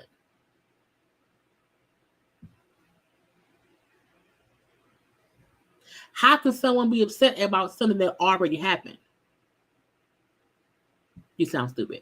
And the song he had with Tory, I believe, had just kind of came out. It wasn't as if the songs he had with Meg that had been out and been hits. The song you had with Tory Lanez was new. You brought, in my opinion, you brought that man on stage knowing it would antagonize Meg. And so to act like you don't care, it doesn't involve me. That shows you are stupid, bad at business, because you involved yourself in some real shit for what? For no good reason. Me and bruh bended that song before whatever little altercation they had or whatever, alleged altercation, whatever. We bended that song. She know that shit. And the video been shot. Now, niggas already made a nigga wait a whole year to put the shit out. That shit been done. Niggas been trying to put it out. Come on, bro, I gotta put it out. Nah, you got too much going on. You handle what you got going on. When the shit finally go out, which I got no control over, it's not. It's a lot of shit to go on in this business. You know that motherfuckers gotta understand, like, from like a fan standpoint, like they don't know, like artists don't, we got so much control. Once I put my voice on the nigga song and go shoot the video when they got the song, he could really put it out on YouTube the day if he want to anyway. You get what I'm saying? So even when the shit went out, it ain't nothing I said, okay, let him put this song out randomly a year after. No, the shit, I woke up and I see the shit on blogs and on the internet. I see the songs out. You get what I'm saying? I see me get tagged in the song out, and the video's hard. By the way, the video's crazy. You get what I'm saying? The nigga paid me for the verse, paid me for the video. Crazy what I'm gonna do. When I stand on something, like everybody done seen, like I stand on something. Like I had the opportunity I could have went with whatever agenda was being pushed on. I could have went with all that shit and quieted down all that shit the day after the Rolling Loud shit. You get what I'm saying? But it's like, I'm the type of person, like, if I really and genuinely feel like, I ain't wrong or something wrong or something right, I'm gonna stand on it. Like, it don't matter. Like, I'm gonna stand on it. You know what I mean? The definition of stupidity. That I'll stand on shit whether it's wrong or right based on how I feel. You sound dumb. And to me, he keeps kind of throwing in these jabs. Like, if I wanted to do this, I want to do that, I could have been did it. To me, that means I could have been said I fuck Meg. I could have been said I fuck Meg. I did not have to wait until now to say it, but you did, because if you recorded the song a while ago, you recorded it because you wanted to wait and put it out. So you sound stupid. Die standing on it. Like, I'm really that. So it's a difference, and I don't expect the average person to understand, even on hindsight, they'd be like, damn, what shit I could have got down there, this and boy, I've been up an extra 100 million, but that hell no, at the end of the day, it's about, I gotta wake up, put my pants on, look myself in the mirror at the end of the day. Now, after all of this, yeah, for sure. I'm sure, like, listening to you now, yeah, and dealing with, because you're from the street. Yeah, for sure. Now, we're not in the street. This is a different game that's being played in the street. For sure. Right, so now, when you decide to stand on something, I'm sure now you want a little bit more information. Like now, it's like something go left, you're gonna be, wait, hey, hang on, I need more intel and more information. And it's a little different in the business it's more than so it is just the slower street. to react, Right. way slower to react. You get what I'm saying? I've been moving different than I would move in the streets since. You lying. Okay. Ebro and also Rosenberg, in my opinion, is trying to steer him into not saying dumb shit in this interview that will make him look more stupid. He's not even catching game. He's not catching the gems of them saying, hey, wouldn't you now move differently? Because what you're saying today is you did what you did. You don't care how anybody felt about it, whatever, because it is what it is. You're not realizing you should not have left in your song about you fucking man because it had no real value. And you putting it in there a while ago and then waiting to put it out. It's like you waited to kind of shit on her at a later point. And in my opinion, Rosenberg and Ebro are trying to like steer him like, dude, don't be stupid, don't be dumb. And he's still being stupid and dumb. Because when anyone says, based on what you went through, how you're saying, you didn't mean to bring out Tory Lanez to antagonize Meg based on their situation, you would do things differently, right? And he like, I'm doing what I want to do. If I think you still not, so you know what? I didn't realize that's how it came off, and I should not have done it because that ain't what I meant to do. You too stupid to realize someone is throwing you a life raft and you just want to drown. Like Rose, not Rose, but like Jack. Jack, don't die, Jack. Jack, come back to me. It's the Titanic. You know what I'm saying? Jack floated down in the water. Rose let him drown after the Titanic sank, and you sinking. They trying because my thing is people can be dumb and make mistakes. Nobody's perfect. And Ebro and Roseberg are trying. I wish Laura Stiles was there, but they're trying to at least throw him a little curveball, helpmate, and he ain't listening. You wonder why he ain't listening? Because the gold around his neck with them diamonds. There's too much diamonds. The diamonds is blocking the energies he's supposed to get. The diamonds, the raspberry beret, okay, the shades, the red velvet shirt, it's all blocking his common fucking sense to know they're trying to help you say that no, I would not antagonize this woman who was shot by somebody who's consistently being tried by the same man you up here trying to speak highly of. He's defending Tory Lanez. He's defending his stuff with Tory Lanez more than him and Meg, making it seem like you have an issue with Meg. You look stupid. Okay? I got into this shit. You know what I'm saying? I ain't a nigga that got into this to be cool or do nothing. I got in this to get exactly where I went to and where I'm gonna continue to go to. You know what I'm saying? Like when I first sat in front of a microphone, it wasn't because I'm passionate about, you know what I'm saying, this and that. Like, no, it's like I'm better than all these niggas. All the hottest niggas I see, like, I can compete with them. You know what I'm saying? Not with the niggas that's here locally. I'm like, I can, and I did that. I went and did that shit. You know what I'm saying? So it's like, I never approached it. I'm not on some trying to have one foot in, one foot out shit. I disconnected from the streets really completely. When I, you know what I'm saying? When I decided this. Well, I'm also saying mentally, like, but that type shit, you know, because that's how niggas survive at the end of the day. Like, you know, going with my move and, you know what I'm saying, this and that. So at the end of the day, like, yeah, definitely, I would move slower. I would move way slower now to react to certain shit. Because even if I could have let the allegations go up, let them call it a rant, and just gave people 24 to 48 hours to realize, man, this is a 6-second video clip of him not saying nothing. But when I go to defend my character that's being assassinated, they take these 2 or 3 words that I said when I'm defending my character, just talking how I naturally talk, and they turn it into this, and it spin off into this, and it spin off into that. So yeah, it become a downhill spiral. You get what I'm saying? So you just gotta be careful. Like the world is in a sensitive place right now, but this shit ain't how it used to be at all. Not the world too sensitive. From what I know it to be, you know what I'm saying? The world too sensitive. Somehow you know it to be. Also, excuse me. You can tell that he not really listening to them. He talking to respond. He not listening because as they are still talking, as y'all see as the video continues, he'll keep kind of cutting them off because he's listening to respond, not listening to listen. Because saying how the world is too sensitive, okay, based on what he know, and you see, look at Rosenberg. And Ebro like, oh, like they trying to help him. They're like, this nigga ain't listening. Right. They like what? What? The world is too, oh Lord, not the world. It's too sensitive to you saying stuff that offended the LGBTQ and also the women of the world about what you do, what you say. No. That's why I'm glad I came in. Look at Rosenberg. Like, do y'all see this shit? Is it recording? This is gonna be messy. This is gonna be all over the blogs. I've been in this 30 years. How you feel about it right now as far as how it's sensitive always been sensitive. It moves. It moves faster. It fluctuates. Well, no, it moves faster because of social media. You got access to this shit right here now. Right. So your thing Rolling Loud wouldn't have even been seen. It wouldn't have been. No one even. But it's cool because I don't look at shit. He's stupid. Like that because if social media wasn't where social media was at, I wouldn't be able to be able to get, you know what I'm saying? Like, and I just said this when I was doing press yesterday in LA. Like, that's one thing about me. Like, I understood what type of tool, how valuable of a tool social media was to get me to where I'm at today. You get what I'm saying? To get me in position to change countless amounts of lives, to change my family life forever. Like, I understood what social media was and used it as a tool. You get what I'm saying? Like, so when it worked the opposite way, you get what I'm saying? I can't trip. You gotta make adjustments. You know what I'm saying? You gotta figure that shit out. It's ever changes. You know, don't nothing stay the same, and it's all good. I just want to stuff. I need to adjust. Stuff won't stay the same. You ain't changed, bro, because everything you've been accused of doing, you're acting as if everybody else is offended because they're too sensitive. You're making it seem as if you didn't do shit wrong. Everyone is taking what you're doing and what you're saying wrong. And I'm like, that proves you not trying to change or learn from what's going on. Put a button on the previous conversation about Megan. Yeah.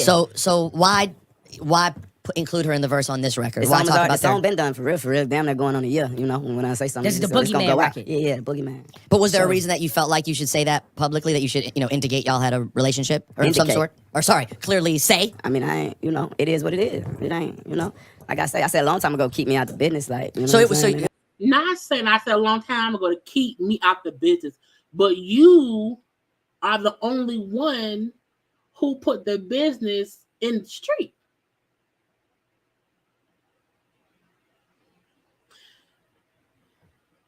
Meg didn't say shit about fucking you.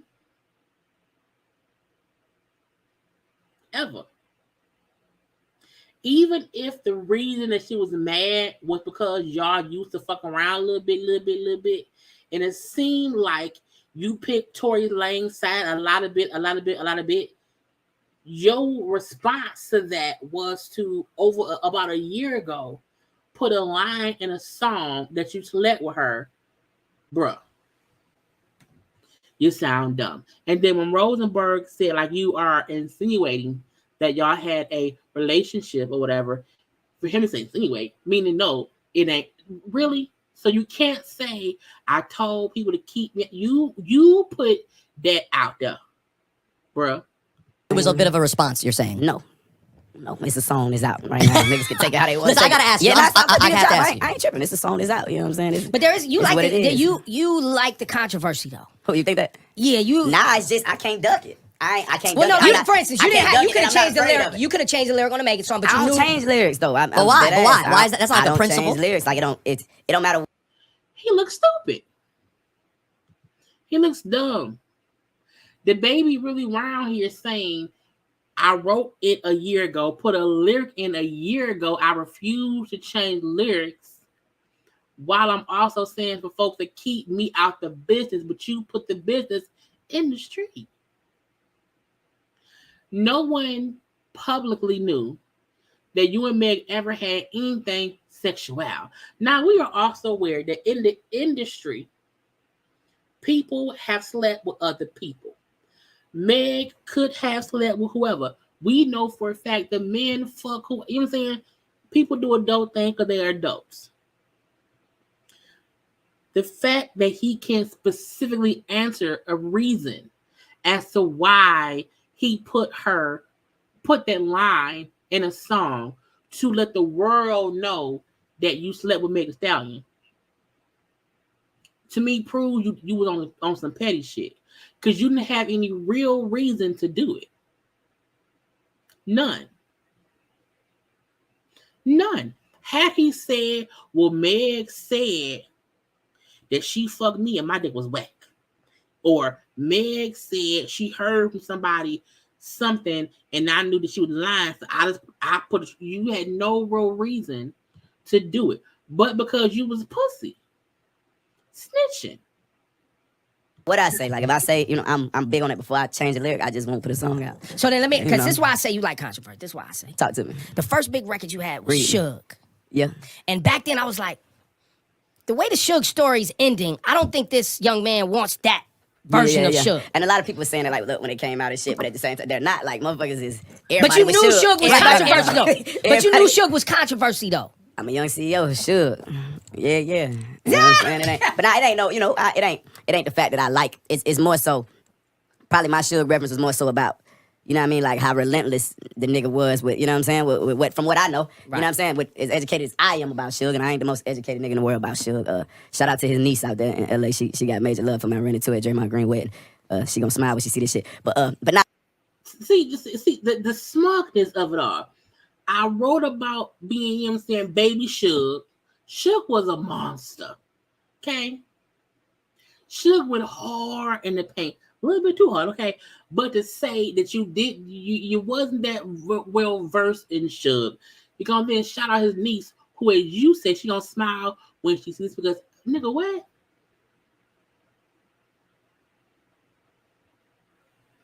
Shut up. Shut up. Because again, they're asking him direct questions, and he's running around the park playing on swing sets and shit with no real answers. He's literally the baby. The way he just, he kicked doors down. You know what I'm saying? That's what I had to do to get in this bitch. I had to kick doors down. So it ain't the fact that I like controversy. It's just, But you could have left when this I got bar my off. mindset on something, I'm gonna go get that shit done. But if you could have left this bar off. You wish I'd have left it off? Well, I don't. Listen, I feel weird about the whole Megan thing. I feel it ain't nothing to feel weird about. No, I just feel like publicly. It ain't Not nothing- you. it ain't No, nothing- I don't mean you. Not you and her. Y'all, Oh, y'all okay, did okay. personally. No. I just feel weird that. See how they trying to talk to him, and he not really taking nothing in. He's just responding to what he's hearing. He's not really listening to them. He's not listening at all. Yeah, he's deflecting. Okay, very much so. Right, go ask Michelle A. Very ignorant. I don't believe he's lying about Meg for clout, but I still think whether he's lying or being truthful, he did it for clout. Suge was smart. Suge didn't really get in trouble for shit until later in his career. Like later on, you get into shit in the beginning. You know what I'm saying? Just stupidity. Okay. But like he's not listening to them saying, like, you did not have to leave that one line in about Meg. And the fact that he want to sit on the ledge of, I don't take lyrics, I'm going to leave it there. I said what I said. Means you're not listening to older people in your same industry who's telling you that line made you seem like a bitch. It made you seem stupid and petty. Like a pussy. Okay? A lot of men, I'm not referring to you, but a lot of men out there have seemed to try to gang up on her and bully. Yeah, that ain't my case though. You get what I'm saying? Like, see, with me, But it comes off that way because now the song is out. But see, with me, it's actually the opposite, and I don't even want to. It ain't. How is it the opposite? How, girl? They're telling you how everyone took it. They're telling you how most folks feel like a lot of men are ganging up on Meg. And you are piling on top of that because that's exactly what it looks like. And he's not taking in any of that information. He's not taking, he's defending, deflecting, and avoiding the truth about what the optics are. And to say what you did was the opposite proves you're fucking delusional. Stir all this shit up in, but I'm gonna respond. We'll move on. No, we'll move on. No. Because, I don't want to stir shit up. But see, with me, it's like a motherfucker could have never, like, anybody that could read in between the lines. The shit was really already said. It becomes weird with me. Like when a motherfucker got a problem with me putting out a song. Well, not even putting out a nigga putting out a song that got a verse of mine on it. Like, what you want me to do? Like, based on what y'all got going on allegedly, that's none of my business. You see what I'm saying? Like, motherfucker put me in their business. I didn't involve myself. Did anyone reach out to you to say, hey? So where now it look like, okay, boom, it's something going on. Like, nah, don't turn the women's empowerment shit on me. You get what I'm saying? Because you got what you got going on with Buddy. Like, that ain't even the case. Like, that ain't the case. You see what I'm saying? You know why you upset with me being on the nigga song. You know why. Don't turn the women's empowerment shit on me because of what you got going on with Buddy. Y'all know I love to pause and discuss and dissect the bullshit that people say so that no one can say they don't realize what he was implying, what he is ignoring, and what the fuck he's doing.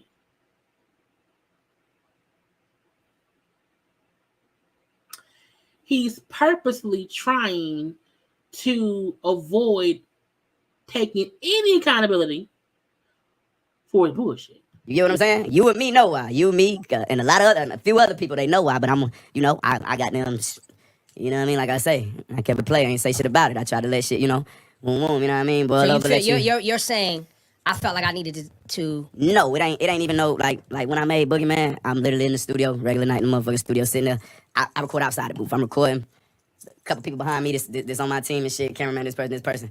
I literally, boom, this shit dropped. I heard the beat, shit dropped. I got them said, that's the first line of the motherfucking song. I said the line, motherfuckers in there like, you know what I'm saying? All right, punch me back in. Kept going, kept with the straight face, and just made the song. But that's my point, is you knew it was going to get a reaction. Come on, now it's, you know. That's my point. But everything I do get a reaction. It ain't, you know, Well, that's at the this interesting time, part. it's like. That's how I got into you, bro. I mean, honestly, the first, I was going to say, because, I came in the game super controversial. Like, but it wasn't even the controversy for me. And it was the contrast. It's the fact that this nigga got It all was this honestly going on in real life, but this nigga is super marketable. And No, got honestly, for me, it's the commercial. charisma. It's the charisma. Yes. You jump. The fact, that's what I got. The fact that, again, he was not even really listening to nothing they were saying. When Ebro tried to say, so you were saying about, he did not let Ebro even explain what his thought was before he denied whatever it was Ebro was about to say. How can you say it wasn't that when Ebro did not finish the thought? The baby is an idiot. Okay, a complete idiot. Now he talked more because you gotta watch. You go back to Hot 97 to watch the thing. He also discussed Danny. I did not finish the interview. I could only take that man in doses, and I feel like when he was talking about Danny Lay, his big mama.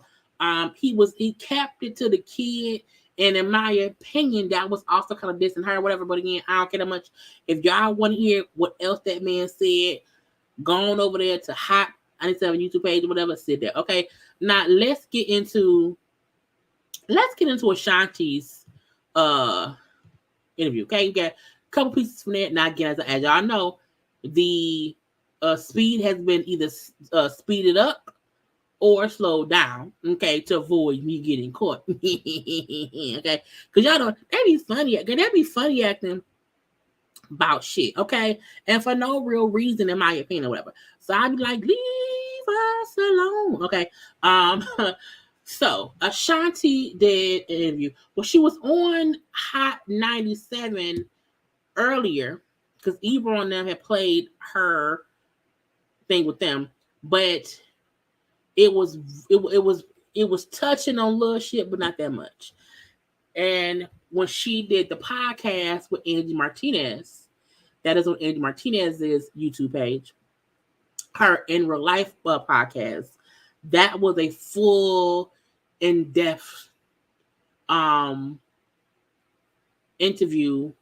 A lot of it was about Irv Gotti and other stuff. Now, I have, I don't know how long it is. The full interview was like an hour and like 10 minutes. I have about 20 minutes of it. Okay. But I really do suggest that you go watch the full interview that she did, because it was amazing. Okay. I'm happy that the interview was really intriguing. Ashanti answered much more than I thought she would.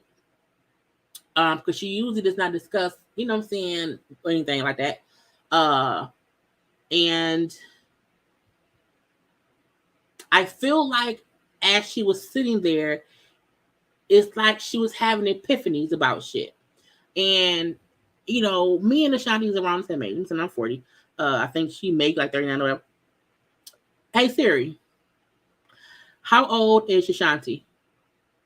Ashanti is 42 years old. She's 42, so she's older than me. Okay, but my point is, you know, as you get older, you realize stuff. Okay, so again, we're gonna listen to some of it, and then lastly, after this, we'll get into Nene shit. Okay. What can you tell us about this whole Murder Inc. Story that has just been told in the documentary, Urban Ja on Drink Champs? Mm-hmm. You clearly decided not to participate in the doc. Mm-hmm. Can you tell us why? I think the world could see why. No, I know that. I mean, knowing that in hindsight and seeing what they did, but I guess you probably knew that from the beginning. Did they reach out? They reached out to you, yeah? Yeah, they definitely reached out. It's a lot. It's a lot to consume, you know? For the record, I love Murder Inc., you know? All the guys, you know, Ja, Crispy, all, you know, I'm cool with everyone. There's all love, you know? It's very unfortunate how Irv decided to handle his documentary, you know? it's a little sad, you know, to see a grown man conduct himself in that manner. You know, I feel like the Murder Inc. legacy is so much bigger, and we accomplished so much and made like amazing history. And I feel like the way that he handled it tarnished and it cheapened the brand. You know what I mean? And Now, I did not watch the documentary. I think I watched, it was like either 4 or 6 parts or something like that. I can't remember. I remember I watched one part of it. And that was it.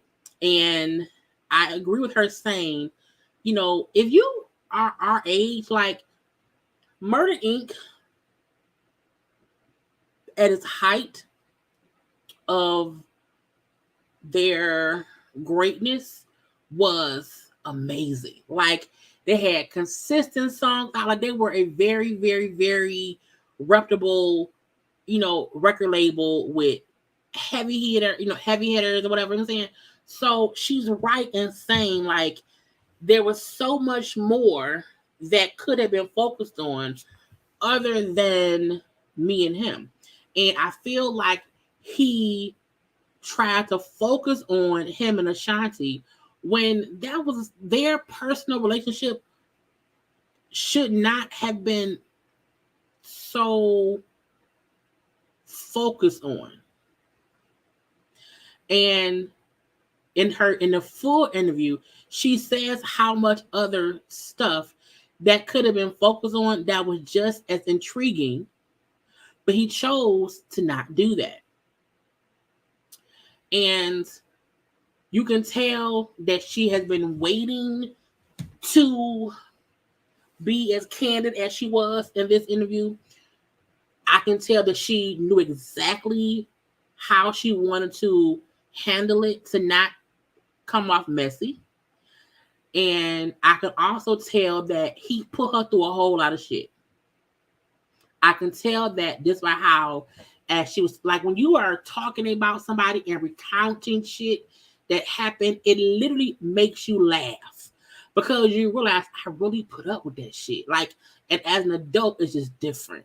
So her first even acknowledging that he cheapened the brand, tarnished the brand by trying to go a whole different route than what would have been respectfully the right way to do a documentary about murdering. Okay, but let's keep listening. I feel like we all worked so hard, and for you to be that selfish to just throw mud on the name because, you know, you might have got a check or you might have, you know, I feel like that's so selfish and it's so degrading, you know?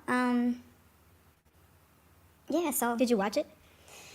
I watched a little bit of the first episode, and I watched a little bit of the third. That's the one you were heavily in, yeah. Yeah. And I'm sure you've seen at least clips of the Drink Champs interview. Absolutely. Absolutely. How does that, what's happening on your phone the day that drops? Like, what are those messages like? Oh my gosh. Yeah. Like, you know what the surprising thing, but not surprising thing is? I genuinely got a chance to see how many people love me. I genuinely got a chance to see, like, people that I may not talk to every day, all day, reach out. I've seen people defend me. I've seen people that I don't know defend me, you know? And that says a lot. You know what I mean? My phone was going crazy. I mean, texts from exes and everything. You know what I'm saying? Oh, so it was texts from exes and everything. And it was really like a bittersweet, you know, because the one thing is that it wasn't surprising to me to an extent. You know what I mean? Because I've accepted a long time ago that that's the person that he is. But now the world is seeing, you know. What is that by your definition? When you say the person that he is, like, what is that? To me, like I said, I feel like Irv is like mentally not in a good place, you know?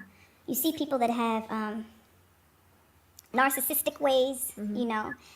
You see people that are very selfish. You see people that are hurt and in pain. And as a grown woman, I feel like there is a difference between when men are hurt and when women are hurt, and how we carry that hurt and how long we carry that hurt. Yeah, because I gotta imagine you've been hurt in this Absolutely. process as well, right? Definitely. Yeah. I've been hurt a lot. you know, and I'm not intentionally trying to disrespect people, and I'm not intentionally going out of my way to try and ruin somebody. You know what I'm saying? Do you think that's what he was trying to do? 1,000,000%. Yeah. I was torn when I watched it because, you know, I know Irv too, and, you know, I probably know him as long as you do. This is the weird thing. She's so accurate in what she's saying because as a lover of Murder Inc., the label, the people, the music or whatever, I've never seen Irv act that way. And the one part of the documentary that I did see, people saying how who Irv was before he was like drinking and smoking or whatever, and who he became after were two different people. And seeing how relentless Irv went about discussing him and Ashanti, even though he didn't have to. He could have easily answered maybe one question, let that beat. The fact that he also knows Ashanti doesn't discuss her life like that. But he purposely was extremely detailed and graphic, and vulgar about whatever it was they went through. To me, proves her point in he tried to deliberately like come after me, kind of ruin me, humiliate me because he's hurt. Because in my opinion, he became pussy. So it's crazy to even realize if this is what he did publicly, what was he doing privately before all this shit? It was obnoxious. This is take me in your relationship out of the equation. I'm just talking about the behavior of that. But also, clearly he was hurt, right? Clearly he has his version of the story. Absolutely. But anyway, it's really not about that right now in this moment because he had his say, he had his moment, he chose to do it the way he did. It's really about how do you feel now because your name was put all over the internet for all those days while you were doing what? Like prepping for this movie you're shooting? For the movie. Yeah. Doing shows. And you've been so quiet for all these years. I don't know how many interviews that you and I have had. Yes. Where I know damn well what your relationship with a lot of people did. But you never publicly talked about it. And he, for a long time, never publicly talked about it. I mean, he insinuated earlier, but this was different. The motivation was different. I think when you've come to a realization that you no longer can manipulate or control somebody, you just let go. And that's what it felt like. It felt like the documentary was coming up. He couldn't have things how he wanted things. He didn't have any control, so I'm going to just scorch earth. And Ashanti is one of many celebrities, you know what I'm saying, who we have no real insight into their dating life. Like Ashanti and Irv was always rumored back in the day, back when there was no, you know what I'm saying, social media, whatever. Her and Nelly was always, we knew they were together, but no one knew any detail. The public did not know, you know what I'm saying? So she's always been very private about shit. So again, seeing how public he took it consistently, every chance he got is proof that he was trying to fuck over her name. And you just vomit. And it looks nasty, it smells nasty, and that's a reflection of the person that you are. You know what I'm saying? So, when someone is in pain, they kind of act out of character, and I see a lot of feminine qualities, you know what I mean? And I feel like, Ashanti. A lot of feminine qualities. Because, Irv was acting like a bitch. And that's no diss to females. But he was acting feminine. Like, it was no reason. And not that that's a bad thing, but we know there are typical female traits, male traits. You know what I'm saying? And people do equate gossipy type shit with women. And that's what he was doing. I'm just saying. It's... But what do you think that pain is from? Is it something that you think is caused by you? I think a lot of the pain is from not wanting to let go, Of a When you're a relationship or man, the times or the control? I feel like or... the control. That's what I was gonna say. I feel like sometimes when a man feels like he's losing control and he can't manipulate and he can't dictate and he can't tell you what to do with your finances and he can't, control, where you go and who you're with, and I think that gets to a man's ego. So then he turns to bashing and he turns to intimidation and he turns to, try to make you look bad. You know what I'm saying? To boost his own ego. You know what I mean? And I feel like it's really sad. It's sad to watch that. Take me back to like young Ashanti. Mm-hmm. How did this even? I mean, what would? Is there anything you want to clear up about his version of the story? Because, like I said, you never really talked about it, and the fact that he has so clearly said that there was a relationship there was love there. He talks about being hurt, seeing you and Nelly for the first time. I don't know. Do you want to say anything about that, or you want to just let his? Irv definitely has his side and his version.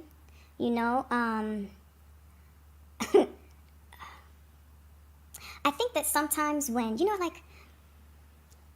you may think that it's something and the other person knows that it's not, and you manifest this thing into something big and it's really not that. And then when that person finally realizes that it's not that, it turns them into a completely different person. You understand what I'm saying? So I feel like Irv has flat out lied about a lot of things. And the crazy thing is, like, when we were in a good space, a positive space, like, pillow talk is a dangerous thing. You know what I'm saying? And there are so many things that, like, I know, and there's so many things that, like, and for a long time, and probably forever, like, I don't have the desire to expose certain things. You know what I'm saying? I'm happy. I'm in a different space, and I feel like, I operate at a very different vibration than him. I don't play in the mud. You know what I'm saying? So I let that sit down there, and I'm over here.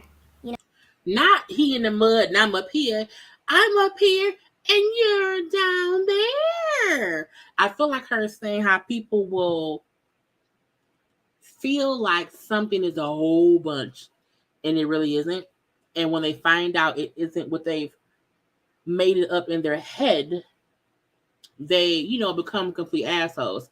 I also feel like her saying, how pillow talk is a motherfucker. And how she would never, discuss this or that. To me, that was her admitting, like, we had a relationship, like we had relations. So I feel like she is acknowledging, we did mess around without having to say, yes, we messed around, okay? But also saying it wasn't this long, drawn out love affair that he's making it seem like it was just me and him forever and he was so in love with me. And she's like, that's not what it was. And I won't use stuff he probably said to me, pillow talking, against him. I won't do that. I will say her wig, when she did this, it's like they're in Canada, it's like 1 a.m. So I'm not going to judge her for the wig. You know what I'm saying? She's shooting a movie there. And so the only time they could do it was like her call time was like 4 a.m. and this was done at like 1 a.m. So, to be up at 1 o'clock in the morning doing an interview and then having to go shoot a movie at 4 a.m., I'm letting her be. I think her wig looks fine. She looks gorgeous to me. Let's keep going. You know what I'm saying? I don't need to bring someone down to make myself feel like, yeah. Right. You know what I'm saying? Like, I don't need that. And I feel like, again, that control, when you lose the reins and, well, let me, you know what I'm saying? Then it gets into that, and let me start making up lies. I hate when he tells the story about, Ashanti's not loyal, and she didn't support during the trial. When clearly you see me at the trial. Clearly you see me on every single newspaper. Clearly, I was shooting John Tucker Must Die in Canada. Ironically, we're in Canada right now. I could actually pull up video of you and I doing an interview. Where you tell that story. We're having the same conversation, basically. Yeah. And legally, my contract, I was not allowed to leave the country. I left like 3-4 times. We weren't even speaking at that time. But I left because I was supportive. You know what I mean? And it's just, it's weird. It's very weird that when you know you're lying and you just keep lying. You know what I'm saying? And that's where it becomes a little scary and a little mental, because it's like, dog, we can see it. I believe that there is a, what do you call that?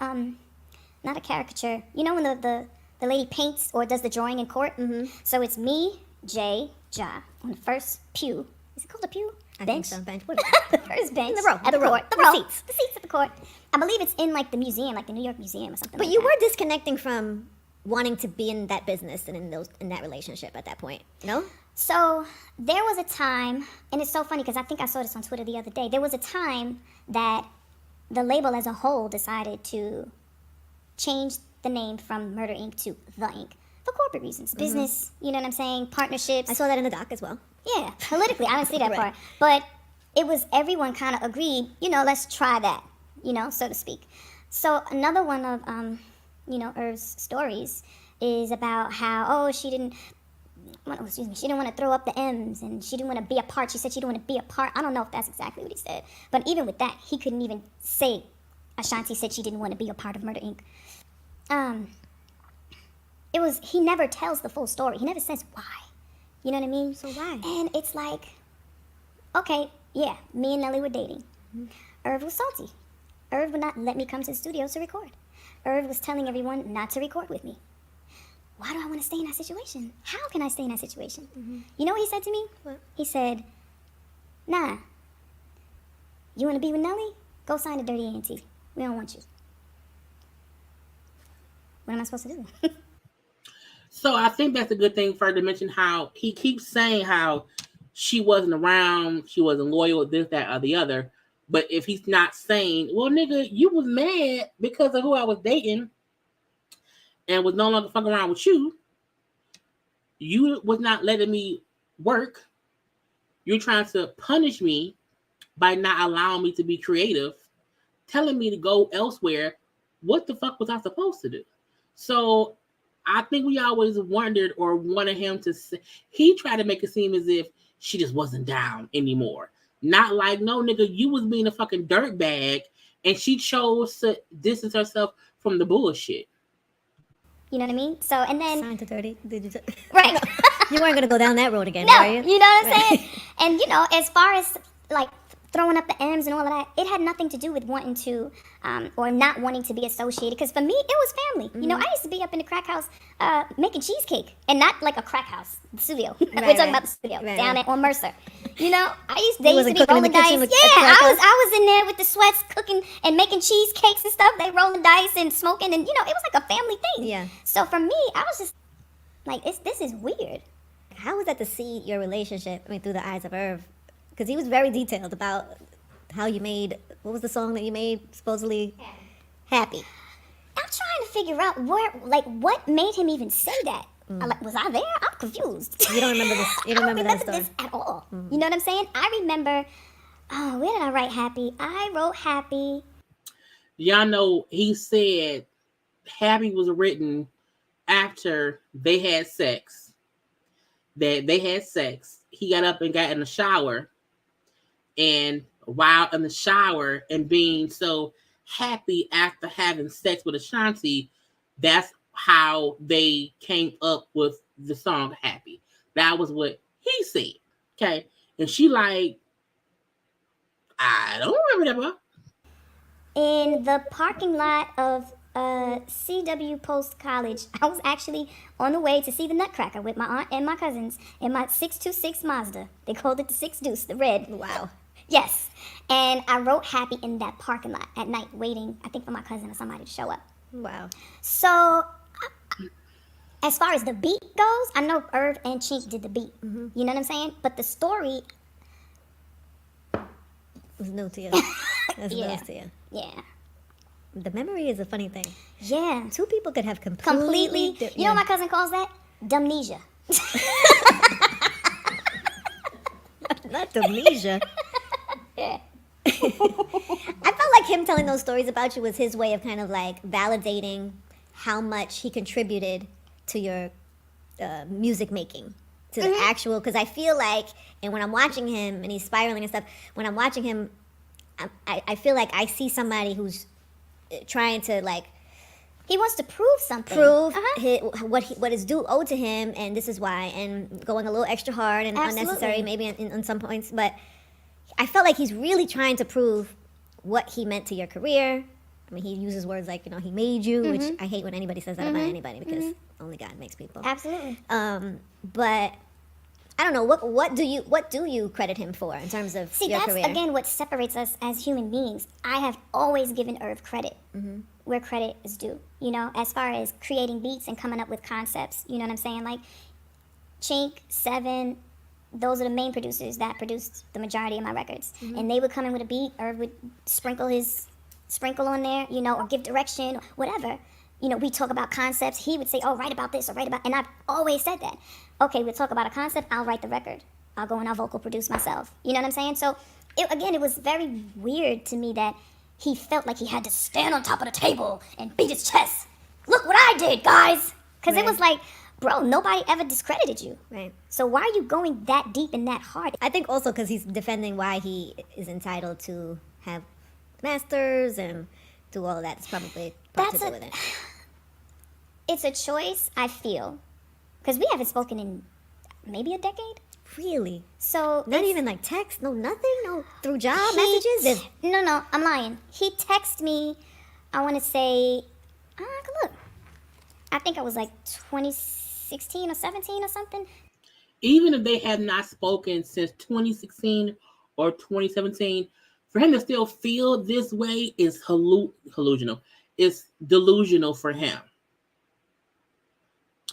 Because you are talking about somebody in 2022 who you have not actually spoken to in damn near a decade. Because even if he texts her in like 2016, 2017, if that wasn't a full conversation, then we ain't talking forever. Stop talking to me. You know what I'm saying? And I think her saying, like, we have not talked in like 10 years, but he texts me. It's still like we don't even rock with each other. So why is he having all this rah for me? It's insanity, if you ask me. To apologize for talking on radio. And I've actually said he would never do it again. So that's probably the last. I gotta check Angie and see if that was true. Oh, damn. Let me see what interview was that. But I think it was like around, Ja had just got out, and I think he was on like the promo tour for the church movie he did or something. And he was talking reckless. And I got a text. And I was like, okay, cool. You know what I'm saying? So this sudden surge of animosity, I think a lot of it came from he wanted to get ratings for his documentary. I think that in my heart, I feel like Irv is just hurt, and he doesn't know where to place his hurt, and he doesn't know how to channel it as a man. And it's sad, you know what I mean? And this whole persona, he's putting on, from what I know and what I've seen, Irv comes from a beautiful family. This whole tough gangster that he's, portraying is not, You did love him at one point, though, right? I loved BJ. I loved Chris. You know what I'm saying? I loved Ja. You know what I mean? Well, he portrays it like it was some big, like a grand love affair. Like it was this, like, I feel like I definitely had a genuine love for Irv because he 100% helped to change my life. I had some of the most amazing times just writing records, touring, making history, you know what I'm saying? Like having chemistry with somebody to write these records with, and, being a female in hip-hop and R&B, like it was like a perfect fit, you know what I'm saying? Because I'm a girl, but I'm still a tomboy. I was always with the boys. I grew up the only girl on the block, you know what I mean? So it was like a perfect fit. So definitely, and there was a period of time where he 1,000,000% was a soldier. Make sure Foolish is number one everywhere. You know what I mean? And it was Lior and Julie and Kev and Kaiser. He would fight for you. Yeah, you know what I mean? But don't get it twisted. It wasn't just for Ashanti because he was making a lot of money. Of course. Don't be fooled. Of course. There was always, something for self involved. Yeah, but still, I'm sure as a young artist, a young girl, you're experiencing the success. I'm sure that is appealing. Absolutely. You know what I mean? Absolutely. I'm just trying to get in the head of like young Ashanti in that space. Like, I don't know. Do you have regret about that? Do you feel like, I don't want to say like you were taken advantage of, but like, Okay, mom says he took advantage. But I'm just saying, you were young, and there's a lot of conversation about young women and how somebody in their life with power, Flexes their power and puts pressure on. Yeah, you. do you think that was attractive to you? Did you feel like manipulated? Like, do you feel like do you regret it? I guess is maybe also another question. There is some regret because, again, me being the gullible Susie or the naive Nancy, thinking that someone is a good person and they're coming from a genuine place in their heart, sometimes I regret believing in that person. Mm-hmm. You know what I'm saying? And believing that they really meant what they said. There's nothing I can do about that. I definitely feel like manipulation played a heavy part into me and Irv's situation. He would say stuff like, "No one wants to record with you. Nobody fucks with you like that." You know what I mean? Mm-hmm. He would say stuff like, we're gonna keep it in the family, it's in-house. And on one hand, he would make it feel like family, family, family. And on the other hand, he would tell me nobody even likes you. You know what I'm saying? You're not gonna get beats from nobody. Nobody's gonna give you shit. You know what I mean? And it was hard because that gullible little Susie, why? How come? But I don't even know them. Why they don't like me? You know what I'm saying? And growing and becoming a woman and more mature, then you start to reflect on certain things, and it's like, oh, that's what was going on. And then when I did start to evolve and get in the studio with certain producers, I would hear all the time, "Yo, we always reached out. We always wanted to fuck with you. We thought you didn't want to fuck with us." And it was like, wow. And it's crazy because me and Ja, I think it was the night before he went to jail, we had like a 3-hour conversation, and we both found out so much stuff. And from that moment, we had become closer than we ever were. Wow. And I just feel like sometimes people conquer and divide and keep people separate to do what they want those people to do. You know what I mean? So,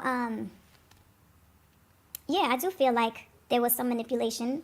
There were, man. I mean, I don't even know if I should say this. There were threats. There were threats. Me dealing with Nelly. There was death threats.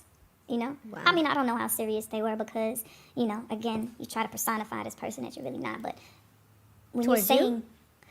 not towards me, towards who I was dealing with. You keep doing that, Yeah. So manipulation definitely played a part. Power, flexing, throwing your weight around. You know what I mean? I just wonder when you snapped out of that. Was there a moment where you're like, yeah, this doesn't work for me anymore? I think for me, there were conversations that we had. Irv had said stuff to me like, "Yo, I don't make mistakes. I'm never wrong. I've never made a mistake."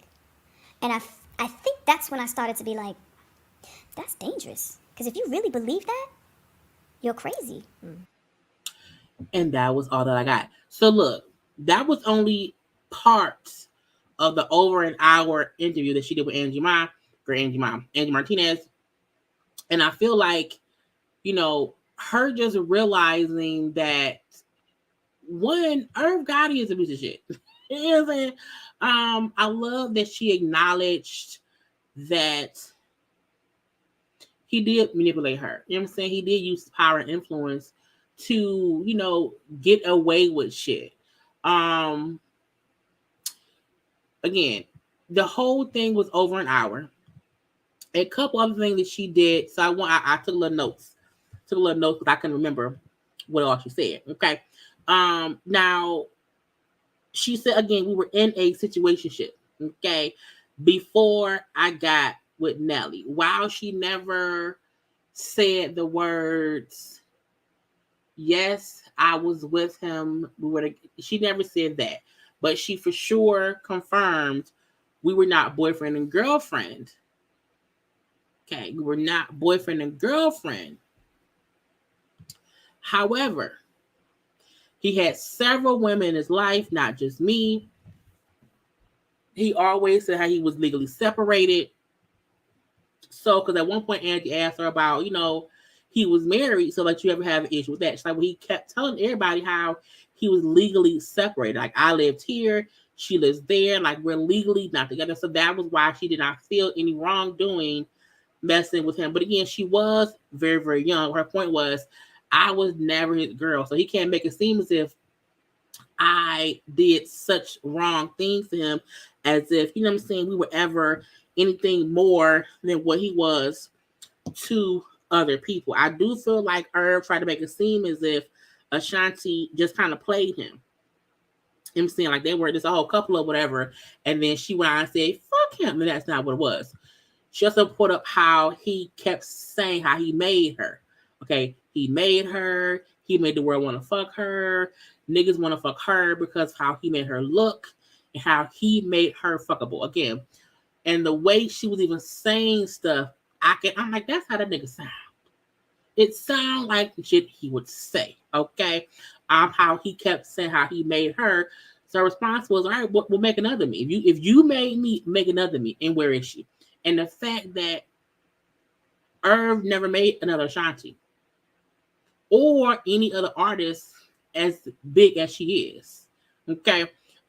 She also brought up how he would ask DJs to not play her records, tell people to not fuck with her, to not work with her, and that if they supported her, well then fuck you. Okay. How she stepped away from music back in the day because it was too much drama with all the bullshit. Okay. And it was too much shit with Irv going on or whatever. And she could not get out the music deal with him. And at that point in time, it was a negative and vile time. And I feel like this scene, what we seen him say, just on the BET documentary, him on Drink Champs or whatever, I can't imagine what he was saying off camera. That part to me is crazy. She also talked about how she could not believe the scene on the documentary where he sits and says, like, oh, she had a fat ass. Okay, I was watching Ashanti with a fat ass and them cute. I'm like, nigga, what? And her was like, I can't believe that no one said to him in these times, you know what I'm saying, you can't talk about a woman who at that point in time was your artist in that way, because it's bull of the shit, okay? And she also brought up how, Irv tried to basically disrespect her, lie on her, throw dirt on her name, off her ratings for the documentary, and it backfired. Okay, he did not think about, you know what I'm saying, people supporting her, and it cheapened the label. I do feel like that he did try his best to get as messy as he could to get people to want to watch the documentary, because on that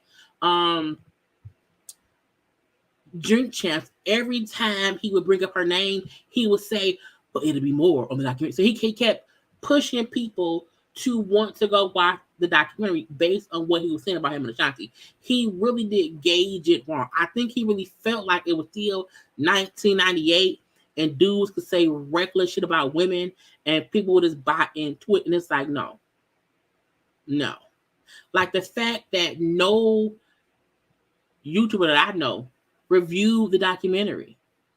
And we usually do that shit fully. And the whole interview is on Andy Martinez's YouTube channel. It's like an hour and like maybe 12 minutes, but it's a very good interview. She did speak on too how, she talked to Ja Rule about him not defending her enough on Drink Champs, you know what I'm saying? And she really just spoke on or touched on anything that people who saw the documentary, or at least saw things that he was saying about her and how he was basically dogging her out or whatever, would have wondered how she felt at that time. I 100% believe Ashanti. Not that I needed to hear her side to believe her.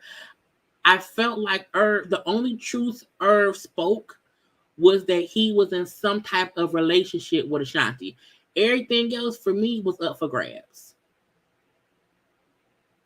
Period. And because no one ever spoke up in defense of him, everyone came in defense of her, made me know Irv was on bullshit. And Irv was trying to promote that damn documentary. And it did the wrong thing. It completely backfired. And it's on bullshit, okay? But let's lastly get into the damn Nene interview. I would wait until tomorrow, but again, this is the main reason I went live. I only have about 20 minutes of the Nene interview. Nene interviewed with Larry Reid on his channel, and it was a few things because I want y'all to first take a quick second and like the video.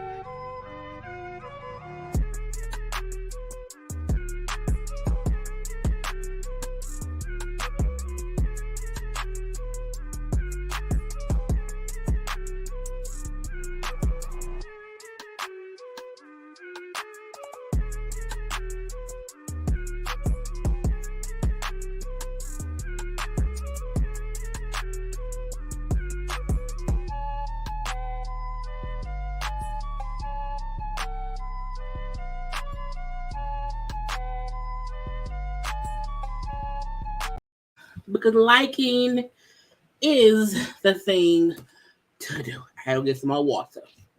So, again, Nene was on Larry Reid Live. And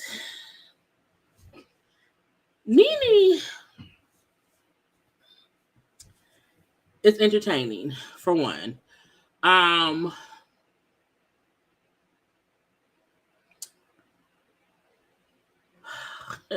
She making up shit sometimes, and I be like, girl, bye. But let's get into Nene's conversation with Larry Reid. Nigga, y'all know the audio was either sped up or slowed down. Let's get into it. I didn't know this. Your son, he ran the lounge. So when he got sick, and what was it officially they said he had? He had congested heart failure and a stroke at the same time. It was very hard. Take me to the day you got the call. So I didn't actually get a call. I was in my garage and Yanni, who you met, came in and said, I just got a call from Brent. And he said he's sick, but it sounds like he's playing a joke with me on the phone. But I'm going to walk on over to his house. And I said to him as he's walking out, I said, why would you think he's playing? I remember he said a couple of days ago he didn't feel good. And he had told me a couple of days ago that he didn't feel good. And so I called him. And when he answered the phone, I said, I put Brent on the phone, and he was saying, this is Brent, like that. And I was like, oh my God, something is wrong. And Yanni thought they were playing. He thought it was Brent and his roommate playing, with him on the phone. And I hung up, and, because we live across from each other. So I started running to his house, and that was a stroke. He was slurring. So we couldn't really understand what he was saying. And once we got to his house, he was on the floor. And he's a big guy. And so Yanni couldn't get him up. His roommate's a smaller guy. He couldn't get him up. And he was... We had to call the ambulance. You saw that. Yeah. But, I really would have thought in a situation like that, I would have just been freaking out. But I was really calm, he was freaking out. So I had to be calm because Brent was, y'all gotta, help me. And he was just all over the place with speaking and trying to get up and couldn't get up. And I'm on the phone with 911, asking for an ambulance because we can't get him up.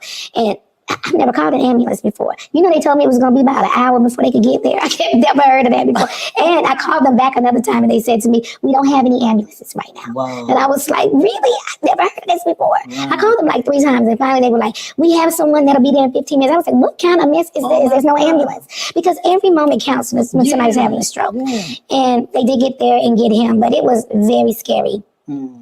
Now he's still recovering. Okay, so it's going to be a long recovery. He's not home. Oh, so he's still in the hospital. He's not in the hospital either. He's in the rehabilitation for physical therapy. Okay. Now, what is happening with the lounge? He ran it. Yes, he ran the lounge. So we still have it. The managers are there. There's managers, and then Brent ran a lot of the office things, payroll and inventory.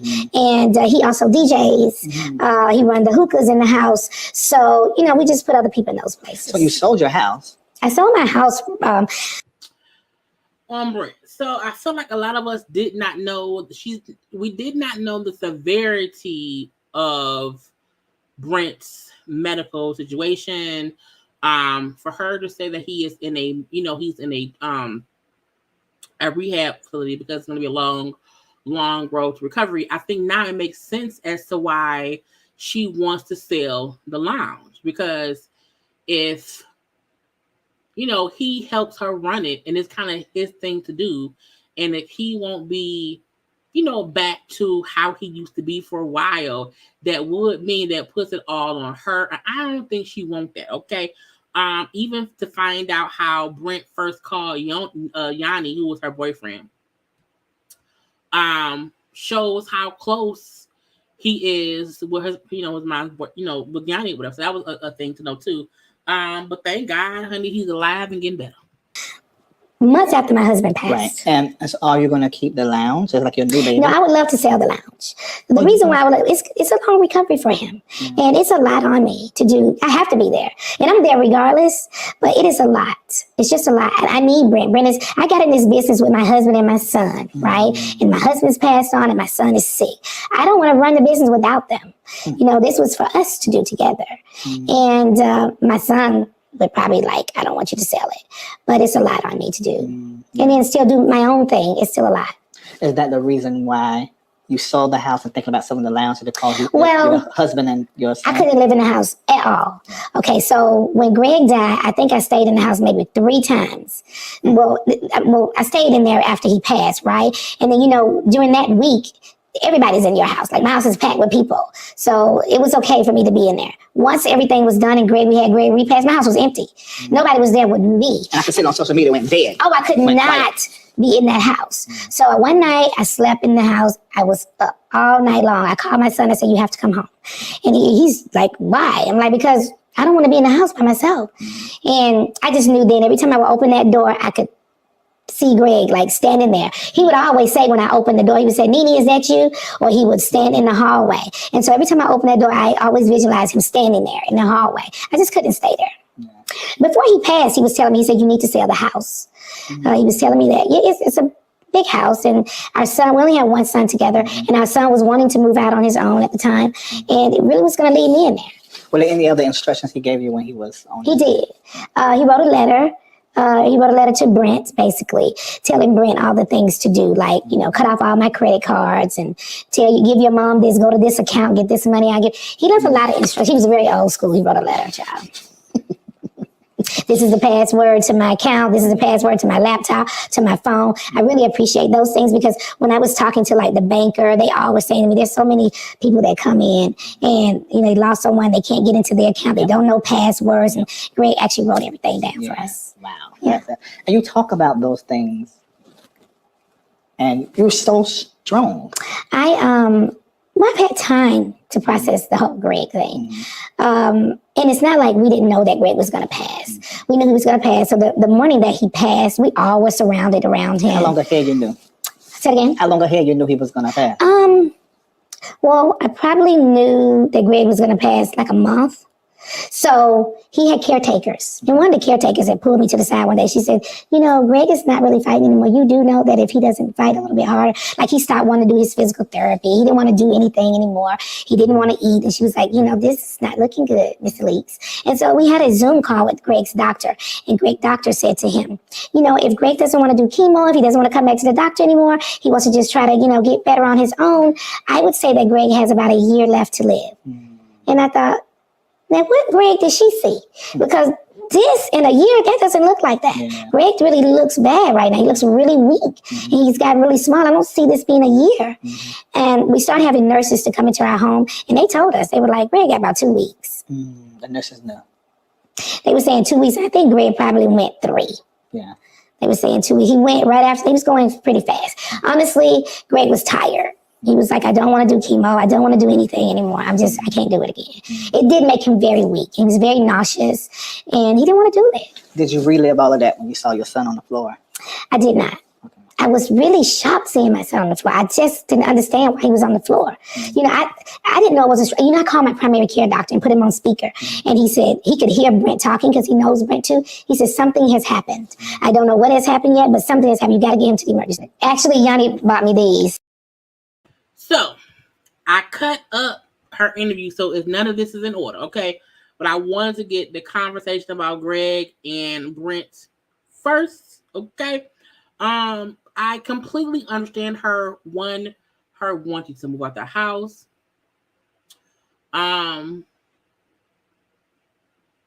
Nene makes it seem in this very, very, candid interview, she was at peace with Greg passing away. Greg was ready to pass away. And so while it was still probably tremendously hard for her, at the same time, she had prepared herself to deal with it, okay? But again, that's why it makes sense for her saying how she wanted to sell that lounge.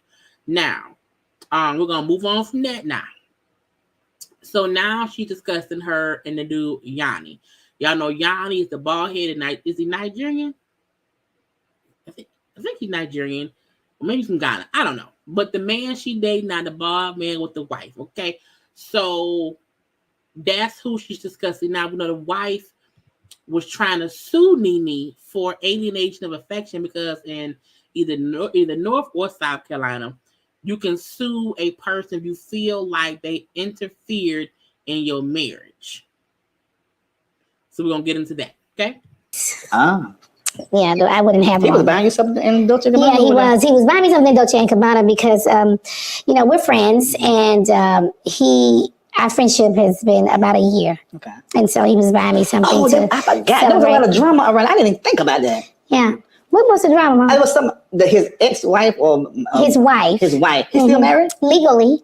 So what you doing? I'm just being honest with you. I mean, I'm not doing anything. I mean, they're separated, but you're asking me if he's legally married. He is legally married going through a divorce. Oh. And so she's dragging her feet?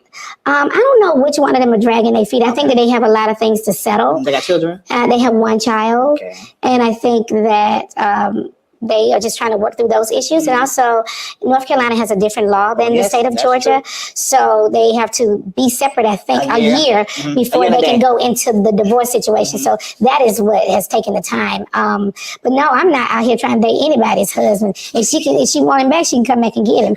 Because I'm not going to be in a situation where I'm somewhere arguing with somebody. I know Freedom is over about this. Because I'm not going to be arguing with nobody about no man. I'm not taking no man. If he ain't available, he sure wouldn't be over my house. You know what I mean? No. Girl, Nene, girl. Like, technically, you are dating somebody's husband. He might be legally separated, but you still dating somebody's husband. Now, you may not have took that man from that lady, but you still dating somebody's husband, okay? And, I mean, is that weird? Because, you had a long marriage with Greg. Greg unfortunately passed away, and now you're dating this man who has a wife. And while the wife maybe should not have sued you, okay, for her husband leaving her, it's like you still are fully aware that that's somebody's husband. And I feel like to say, if she can come get him or if they married, he would not be in my house. I mean... But that man married. You know what I'm saying? Like, that man married. I just would not want to be caught up in the bullshit that goes on when two people are divorcing, because it can get messy. And even though that man and that lady could be fully over each other, there seems like there's still shit to be had. So, girl, that's still that lady husband. Oh, I'm just not her. Yeah. So I really felt some kind of way. Once you found out. He told me everything from day one. He didn't lie to me. I felt some kind of way when she was trying to sue me over Yanni. That don't make any sense. Like, girl, listen, y'all ain't together, but don't sue me, you can have him back.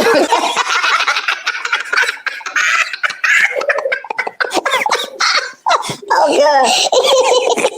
Shit, man, they need money. No, I can send him back over there. But, because it make you look like you're some, house wrecker. Like, did you break up a family? Yeah. No, I met him in Atlanta. I didn't break up any family. And once again, he can easily tiptoe back over there. Because I'm not holding anybody. Yeah, you know what I mean? You're in a whole different space. Right. I'm not trying to keep the man. Girl, you can have that man back if it's that deep. Please. I am not her. No, Yanni and I genuinely connected. Is it friendship or dating? You mean Yanni and I? Mm-hmm. I think it was a friendship that went to dating. We started off as friends, and then we started dating. Right. And Is it exclusive, or you still dating other people? You said I can ask anything. You can. I'm just trying to figure out how to answer. Not figuring out how to answer. Look, the easiest conversation should be about the married man who you say be at your house.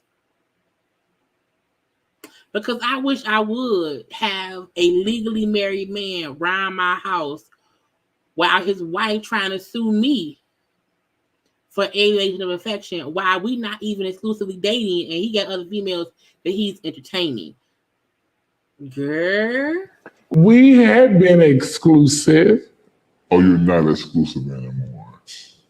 I don't know. You know what you're doing and what you're not doing? I don't know. I'm confused right now. I'm in a confused state. I don't know what I'm doing. We were exclusive. Okay, I get it. And I think we still, we're working on it. We're just working. So speaking of beef, I don't want to be working on it.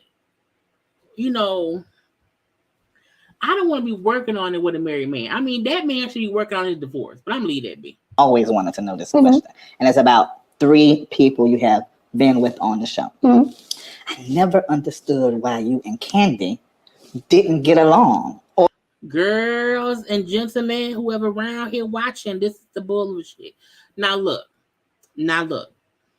Can't nobody tell me that Nene ain't delusional when it comes to her frenemy situationship with Candy. Because Nene consistently makes it seem as if she has no issue with Candy, but girl, your actions say different. Maybe I'm looking at it wrong. Maybe y'all do, but it's just on the show you don't.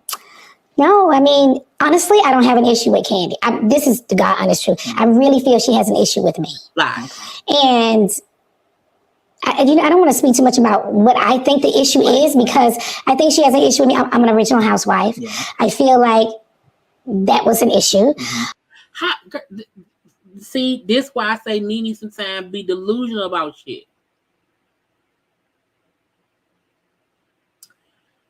At all. Because for you to say that you think Candy has an issue with you, and then say because you were an original housewife, meaning you're an OG from season 1, how would she have an issue with that when she came on season 2? That don't make no sense. At all. To me, in my opinion, after watching all the stuff, Nene had an issue with Candy just not kissing her ass. And ever since then, they give each other the same energy. And Nene wasn't used to that. That's where I feel like the rift happened. And ever since then, Candy treats Nene how Nene treats her. And I don't think Candy has an issue with Nene. I think Candy just ain't trying to kiss Nene's ass, and that's what that is. I feel like I was noticed a lot. A lot of people, I'm not saying this. Yeah. People say it all the time. When we think of the Real Housewives of Atlanta, we think of Nene. Yeah. And I think things like that didn't sit well with her. How? Well, she's still on the show. So I feel like Nene is giving reasons that fans of the show gives her for why her and Candy not cool. If you can't tell me from your own mouth how you feel and what you feel the issue is, that means you have an issue that you can't explain. Period. Because if you felt like Candy had an issue, I feel like you would have said Candy has an issue and I have no idea what it is. But you trying to give reasons of what people told you to me means you have an issue with Candy and you have no real reason behind it. It don't make no sense. Especially for her to say, well, she had an issue because I was an OG. She been on more seasons than you. Because you left for a season, came back for a half a season at one point, and then you've been gone since, I think, season 12. When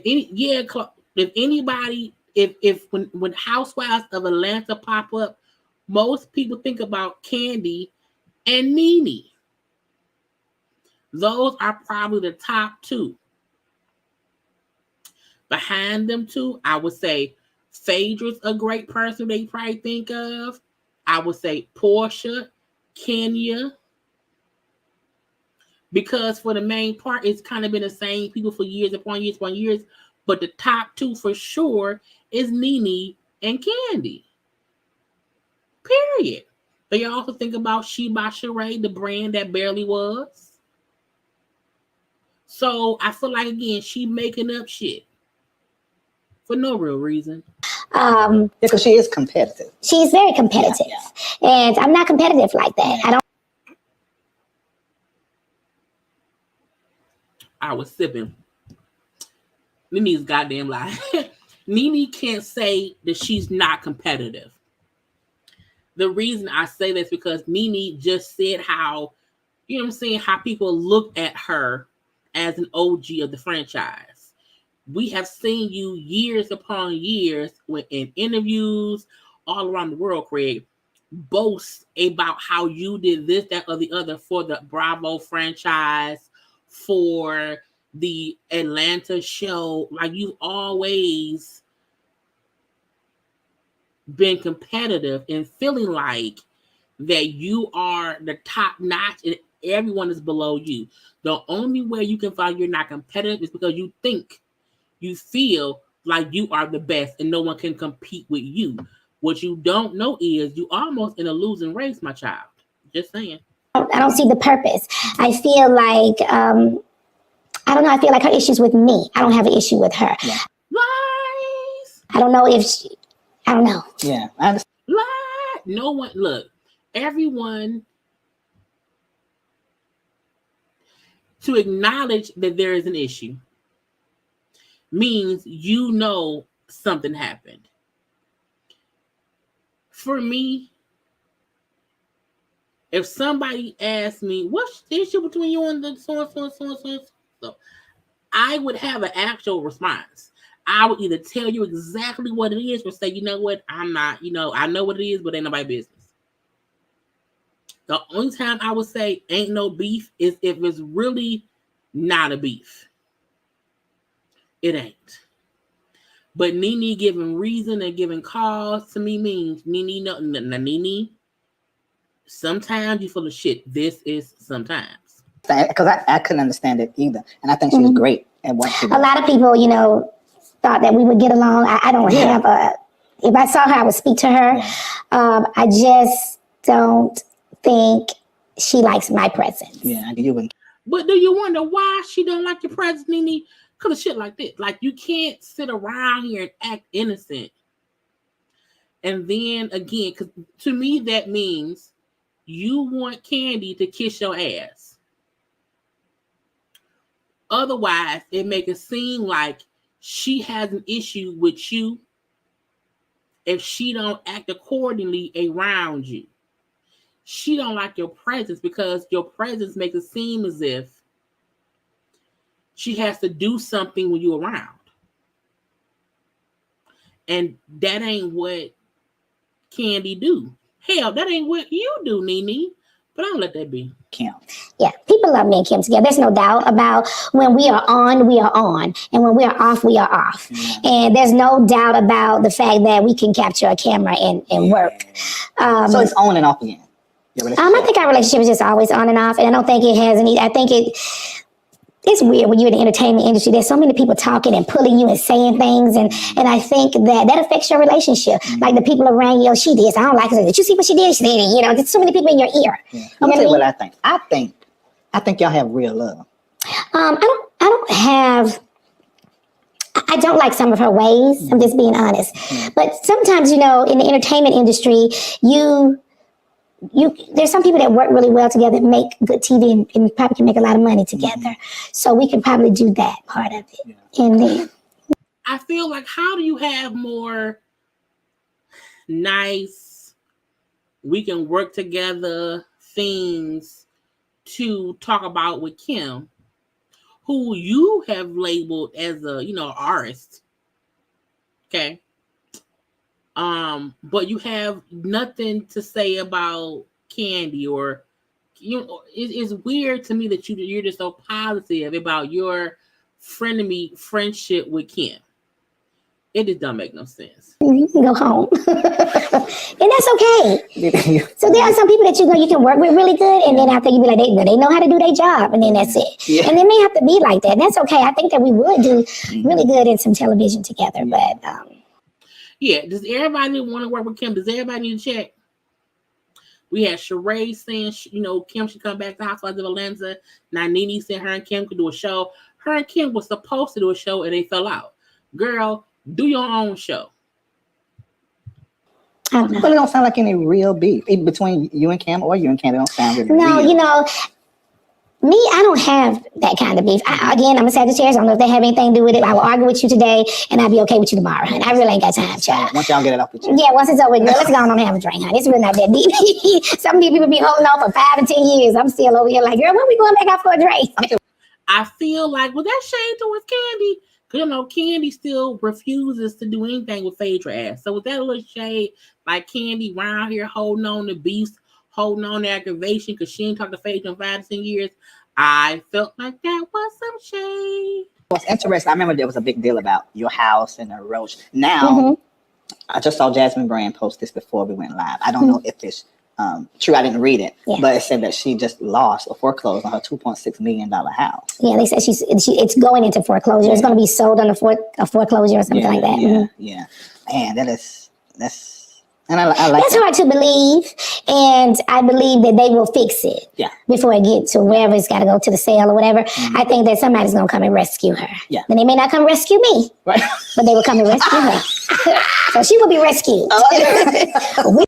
Now they're gonna rescue the white woman. Okay. We have to work and go get this bread and pay for it. Yeah, I know. Somebody gonna rescue her. Yeah. What? But wouldn't they have rescued Kim before her house got foreclosed on? Like if someone was gonna help her, wouldn't it be before foreclosure? Because helping me after one don't really help me in people knowing my house was about to be foreclosed on. But I'm leave that be. Kenya said at BravoCon. I did. You did. What you think about that? Kenya has shown me love a couple times in the press. I also think that. Wait a minute, in the press, but not on your cell phone. No, not on my cell phone. Oh, okay, right. But in the press, I feel like Kenya is smart, and I think she knows what's good for the show. So I think that she's speaking from that place. Yeah. What's good for the show and what she thinks the show needs. She's a producer. Yeah, and. I mean, everybody knows what I did for the show, so yes, I'm telling you right now. I'm not saying that no one else didn't do anything, but I definitely did. I definitely built. You absolutely did. I compare you to Mariah for the Married to Medicine. I mean, she also was the key, but now she's like pushed out. So let me ask you this, and you only can say what you feel comfortable saying. Is there something that we're not seeing that is happening behind the scenes when it comes to the talent on these platforms or with these networks that's like sort of like trying to take your idea, take your talent, but then move you out? Yeah. Going back to what you... I want to say this about what she just said. One, well, even what Larry said too. To me, you can't compare Mariah and Nene, because Mariah brought the actual idea of Married to Medicine to Bravo. Nene was casted on Housewives of Atlanta, and she did bring along her friends. The idea was not hers. Also, Nene consistently boasts about how she's done so much for Bravos and Housewives of Atlanta. This is the same way how Ashanti said, how Herb said, I made your asses, and she said, we'll make another one. I feel like, why does anybody ask themselves, why has the Nene made another franchise? If you've done so much for the Housewives of Atlanta, if you've done just so much, I just wonder, why haven't you done it somewhere else to benefit you? Why do you keep trying to go back to a place that you say treated you so horribly wrong? And to make it seem as if, well, is stuff going on that we don't know about? Of course. Of course. A lot of stuff happens behind the scenes in every aspect of any job. But I feel like if you are that good, you should take the time to build something to work for you. I agree saying that kind of so she don't want to do the work. She don't want to work. She wants to go back to something easy and work for some. I'm like, girl, I always say, if I had the notoriety that Nene had, once I left Bravo, I would not need to go back, because at that point, I already have the fan base. The one thing about being somebody in this atmosphere is to have the fan base. I can say that for YouTube. I have 35,000 subs. However, I don't have 35,000 watchers. You know what I'm saying? I got 219. You know what I'm saying? You can have, I've seen folk on YouTube have 1 million subs. They may have 5,000 live people. You know what I'm saying? Like, you want to build up to having the viewership that supports you. At that point, it don't matter what platform you're on, your fans will follow you where you go, okay? And Nene had a 12, 13 year time frame to build up her viewership. I've only been on YouTube, really, in my eyes, for 3 years. Out of 5 years I've been on YouTube, I've been consistently gaining shit for the past 3, almost 4 years. You know what I'm saying? Nene was on Bravo for 12 seasons, 12, 13 years. Ain't no way on God's green earth that you still is begging for fucking Bravo to hire you back. You said all those deaths that were happening, and then the whole fight with Bravo, it was a lot on you. Yeah, and I want to talk. I want to talk about that. But she did discuss, Greg passing away. I think Greg's brother.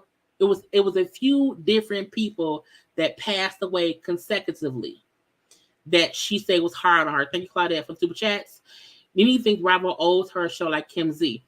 The gotcha with Kim. I did not watch Kim Z show, but Kim Z had her family, her husband, and shit going on around there. Nene did not have anything, in my opinion, interesting enough to have a spinoff.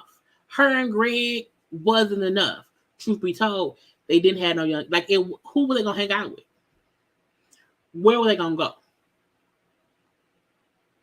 If Nene was smart, Nene would have left back when she had all the power at Bravo, when they liked her at Bravo. But Nene chose to sit around there and stay where she was at.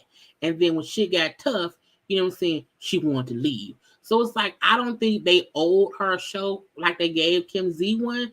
I think Kim Z used the fact that I was a white woman on a black show and I felt whatever.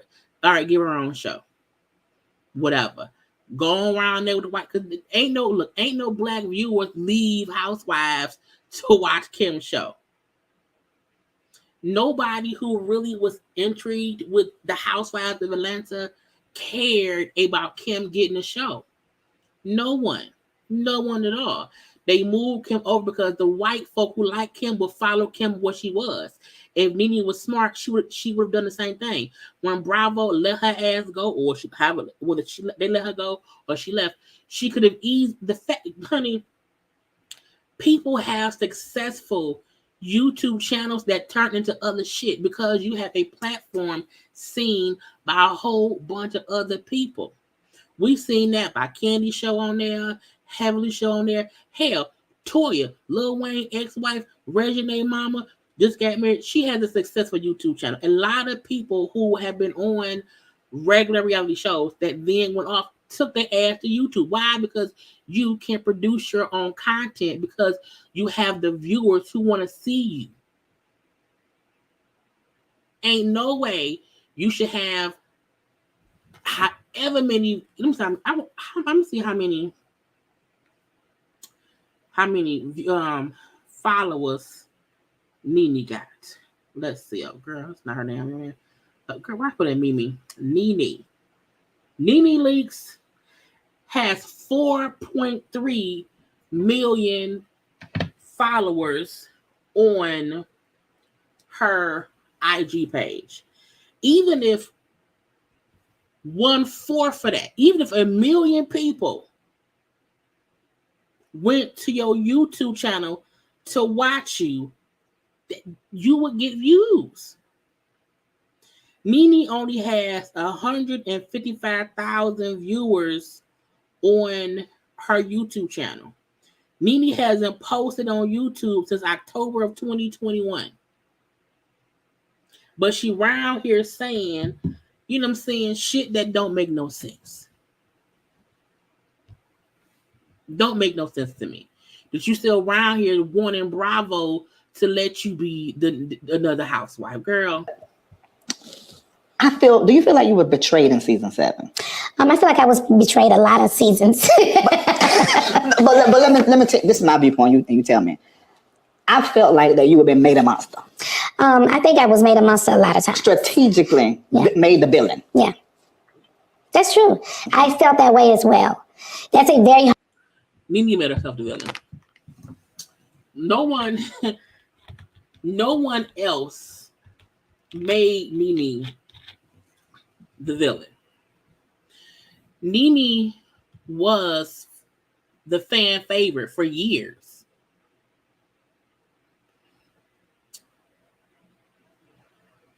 Nene got a big head on Bravo Housewives, left to try to be in Hollywood. That shit did not work out at all, because being the loud, sassy black woman only gets you so far. When you're not playing a character, you're just being your, you know what I'm saying, yourself. You had to come back to Bravo, and you want to be the HBIC. So you made yourself, in my opinion, the villain. At one point, Nene was a villain. At one point, Kenya was a villain. At one point, Phaedra was a villain, because I'm saying everybody played the villain on that show. Everybody except for probably Cynthia. Cynthia was never a villain. Candy was never really a villain. You know what I'm saying? I mean, like Pete told her. Like, I don't think Sheree was ever really a villain. You know what I'm saying? Sheree was messy as fuck, a little bone collector. But Nene, Kenya, Phaedra, Nene and Kenya, for real, were the two I can think of off the top of my head who for a while within their seasons was the villain. Marlo was a villain this season. But Nene cannot make it seem like someone made her the villain. That ain't what it was. You know, season 7 was that season that Claudia was there, Demetria was there. That was a different kind of season. You know what I'm saying? That was kind of, you know what I'm saying? You know what I'm saying? But Nene can't, no, and Larry Reid trying to make it seem like anyone made her a villain. Larry, you're lying. Nene allowed herself to be looked at as the villain. She didn't mind being the villain, because in her head, villain really meant I'm the OG. That's what she thought. But it came off as villain. And when people stopped putting up with her shit, she felt like people looked at her like the scapegoat, mean villain. And it's like, no, people just did not like that. You felt like you was the HBIC. You didn't need to respect anybody else, and you acted a fool for a while. Okay. Hard position to be in, because honestly, I love entertainment, and I love all the people that love me. I love you guys back for loving me, because I honestly wouldn't be where I am today if I hadn't had all these great people loving me. And it's hard when you're being put in this situation. So what happened with Tamar? I don't know what happened with Tamar. So y'all not getting along? I don't have any issues with Tamar. I honestly don't know what happened to her. The fact that, look at her face. Look at Nene's face and how she said, I have no idea what happened to her. I tell y'all all the time, that means it's something. It's something. You know, Nene and Tamar never like worked together. You know what I'm saying? They had an actual hanging out friendship. So usually that means something happened. But to say I don't know what happened to her. To me, that means something changed with Tamar. I don't know what happened to her, but I don't have no issue with her. But something happened to her, and I don't know what it was. Okay, but I was like, girl, whatever. What I do know is, I honestly don't know what happened to Tamar. I'm just being for real. The little stuff that I did here, it's just too petty to talk about, honestly. Right. I don't have an issue with her. She was at my event last year, this year. She's dope. I'm just sitting over here looking.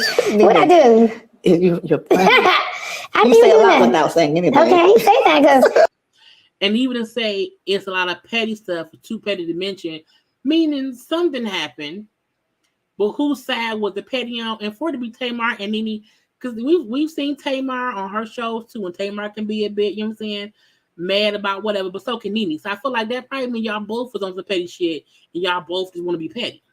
That's it. What's the next question? Both of y'all pretty women? Yeah.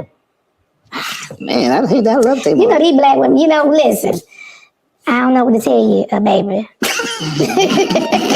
Not you know these black women. What? Ain't you black too, Nene?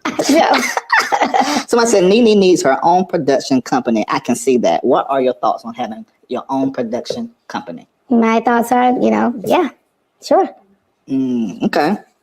Which means if somebody pay me the money to put my name on it, and then they do most of the work, and I just say, where should I come to? Nene don't want to do shit. She could have her own production company, but she don't want to do nothing. If somebody say, does Nene want to have her own production, like for you not to say, I would love to have my own this and that or the other because I want to produce this and that and that and this, like to say, yeah, sure. Means if somebody wants to give me one, sure. But if you want me to work, to put in the hard work it takes to create a production company, which I could eat off of for years upon years upon years, then that'll be a no. If I was in that industry and had the access that Nene had access to before she left Bravo and also after, I would have been like Candy, like every, not to keep bringing up Candy, but I feel like other people who want to do other things put out the feelers and do the work to get that shit popping so that when Housewives is over, they okay. All right. And Broadway, you looked amazing. Oh, thank you. Yeah, Thank you. I remember saying Thank that. you. So they're discussing the times Nene was on Broadway. I know she was on Broadway. She played Mama Morton at one point in time or whatever, but that is what this conversation is going to. And we're going to now see how competitive Nene really is. The godmother, right? Yeah, I was the wicked stepmom. Right, yeah. And then I went on to Chicago and I was, That's right. I did Chicago, Right. Mama Morton. And then all those girls followed behind me. That's true. I think. Not the girls follow behind me as if nobody before her did Broadway.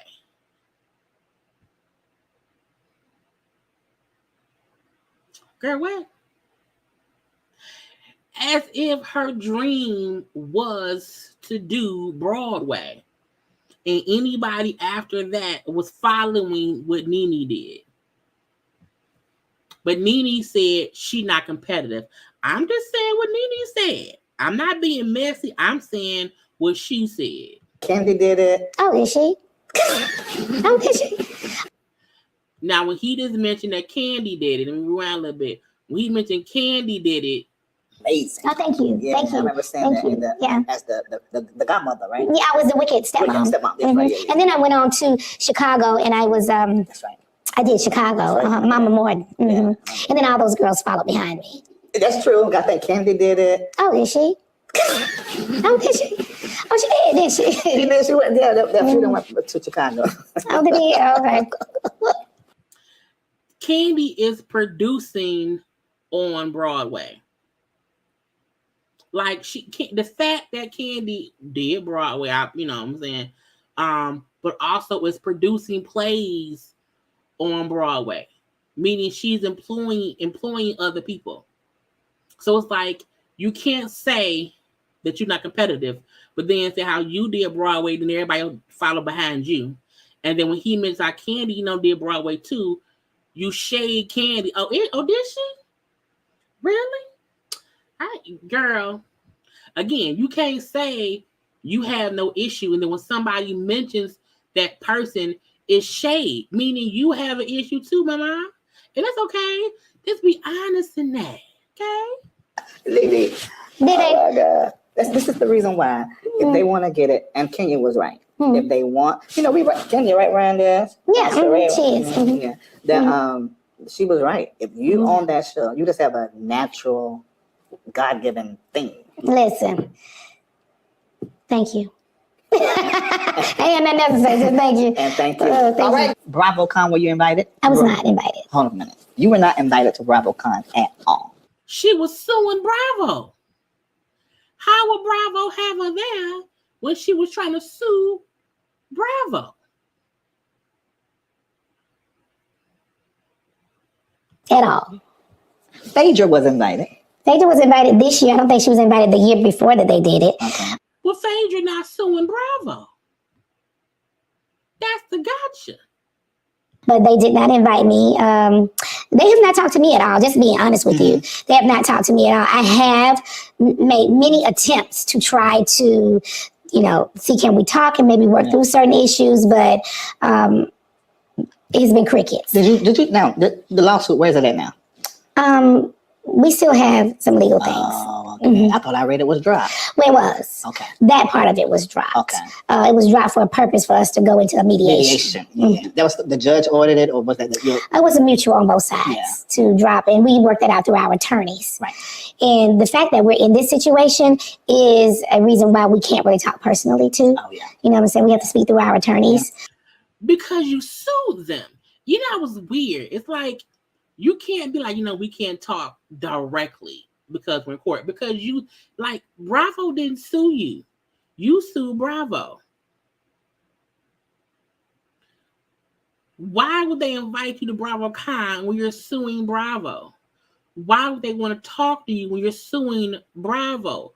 Why would you say that y'all can't talk publicly or privately or directly to each other because you're suing them? Girl. But do you regret filing it? I have to say I honestly don't. Yeah. Did you feel like filing it was you speaking up for yourself? It's almost like a child being abused, and I'm just over here asking for help over and over and over. Everybody's acting like they don't hear me. And I'm asking for help, and nobody hears me. I don't know why. I feel like my hands were tied. There was nothing I could do. I've asked so many times for help or for meetings or to sit down and talk and try to work through whatever issues. You said help. What does the help look like for you from them? Well, there's things happening that you are not privy to that are happening behind the scenes, and I wanted help, with the situation, and I just couldn't get it. The question was, what did help look like for you? And what did you want them to help? Like, what did help look like? Y'all see, she didn't answer the question right. I was abused. I was getting abused, and I was asking for help, and nobody would help me. Okay, well, what did help look like? Did you want someone to help you have a better relationship with the producers, with the stage crew, with your castmates? Like, what did help look like that you were not getting? I always say, when somebody can't answer simple questions, that's weird to me. And they had the capacity to help. Yeah, they could, yeah. Yeah. Okay. Another thing that just happened in the media is Cynthia and Mike, they broke up. Now, I think Cynthia is one of the prettiest women on the face of the earth. Do you? Oh, absolutely. Yes, I do. And have you seen her in person before? No, I haven't. Now, that was the shadiest. That was one of the shadiest things I saw her say.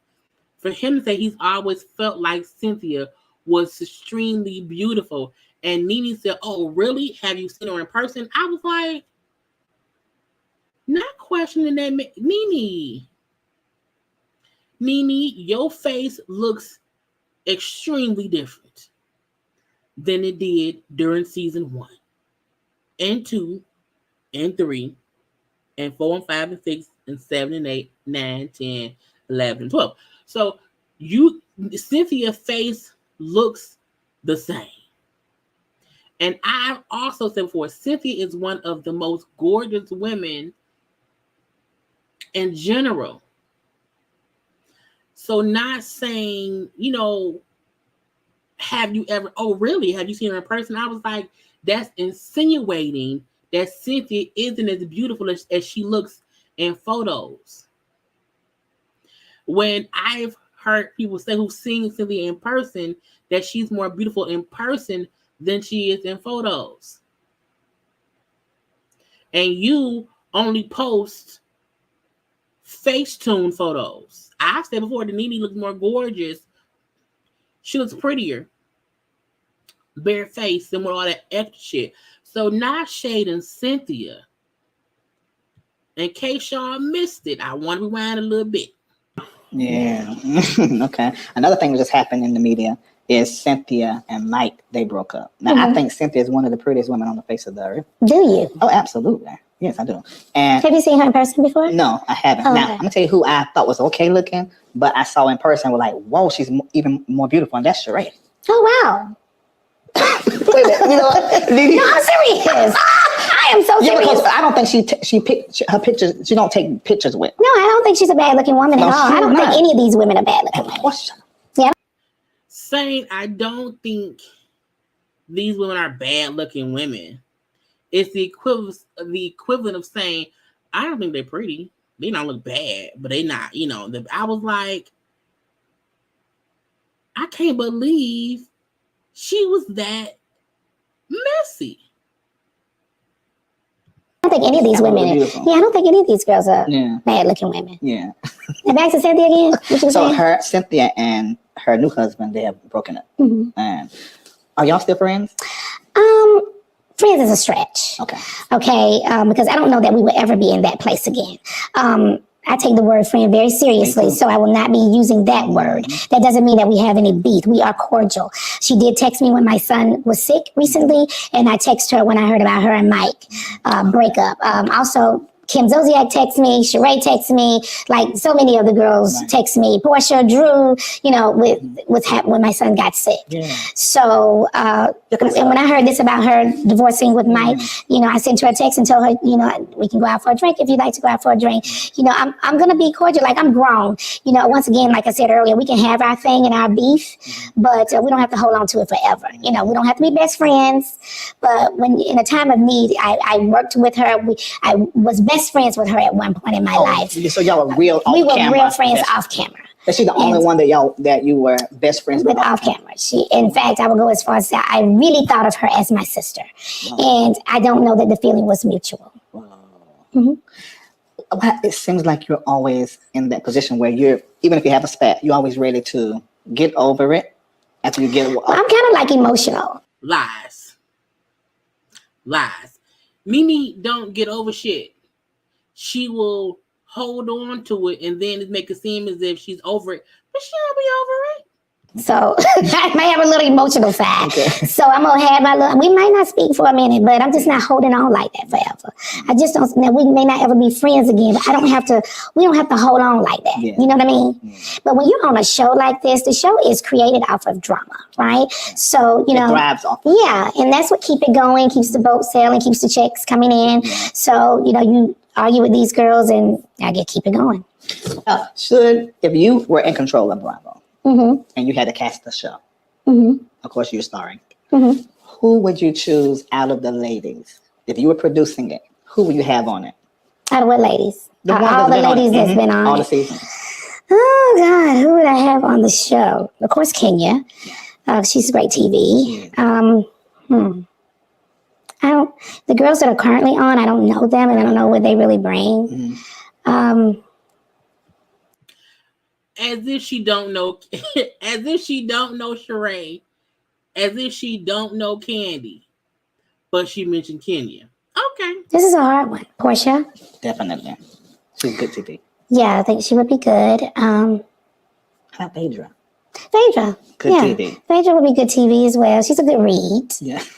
Let me think. I don't know who else. I mean, Candy's Atlanta, so why not bring her home? Yeah, definitely. Yeah, you can have Marlo there too. Marlo's fun. She is. I don't know. I think that's a great cast. I think that would bring the ratings back where they need to be. Not back where they need to be. Did the ratings go away? The ratings are just as low as they was the last time you was on the show.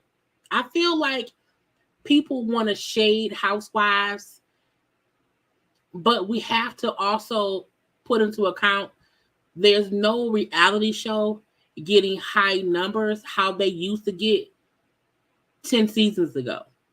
Because in hindsight, reality TV is not as popular as it used to be. So even if it was, Nene would have her own show.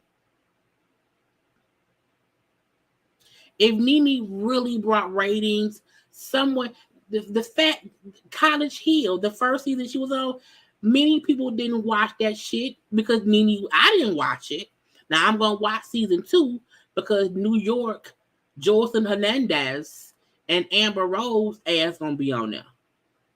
But it angers me that people are talking as if any of these reality shows are doing these amazing. None of them are. None of them. While some shows perform, well in their bracket, no show is pulling in reality show. It's pulling in those high numbers.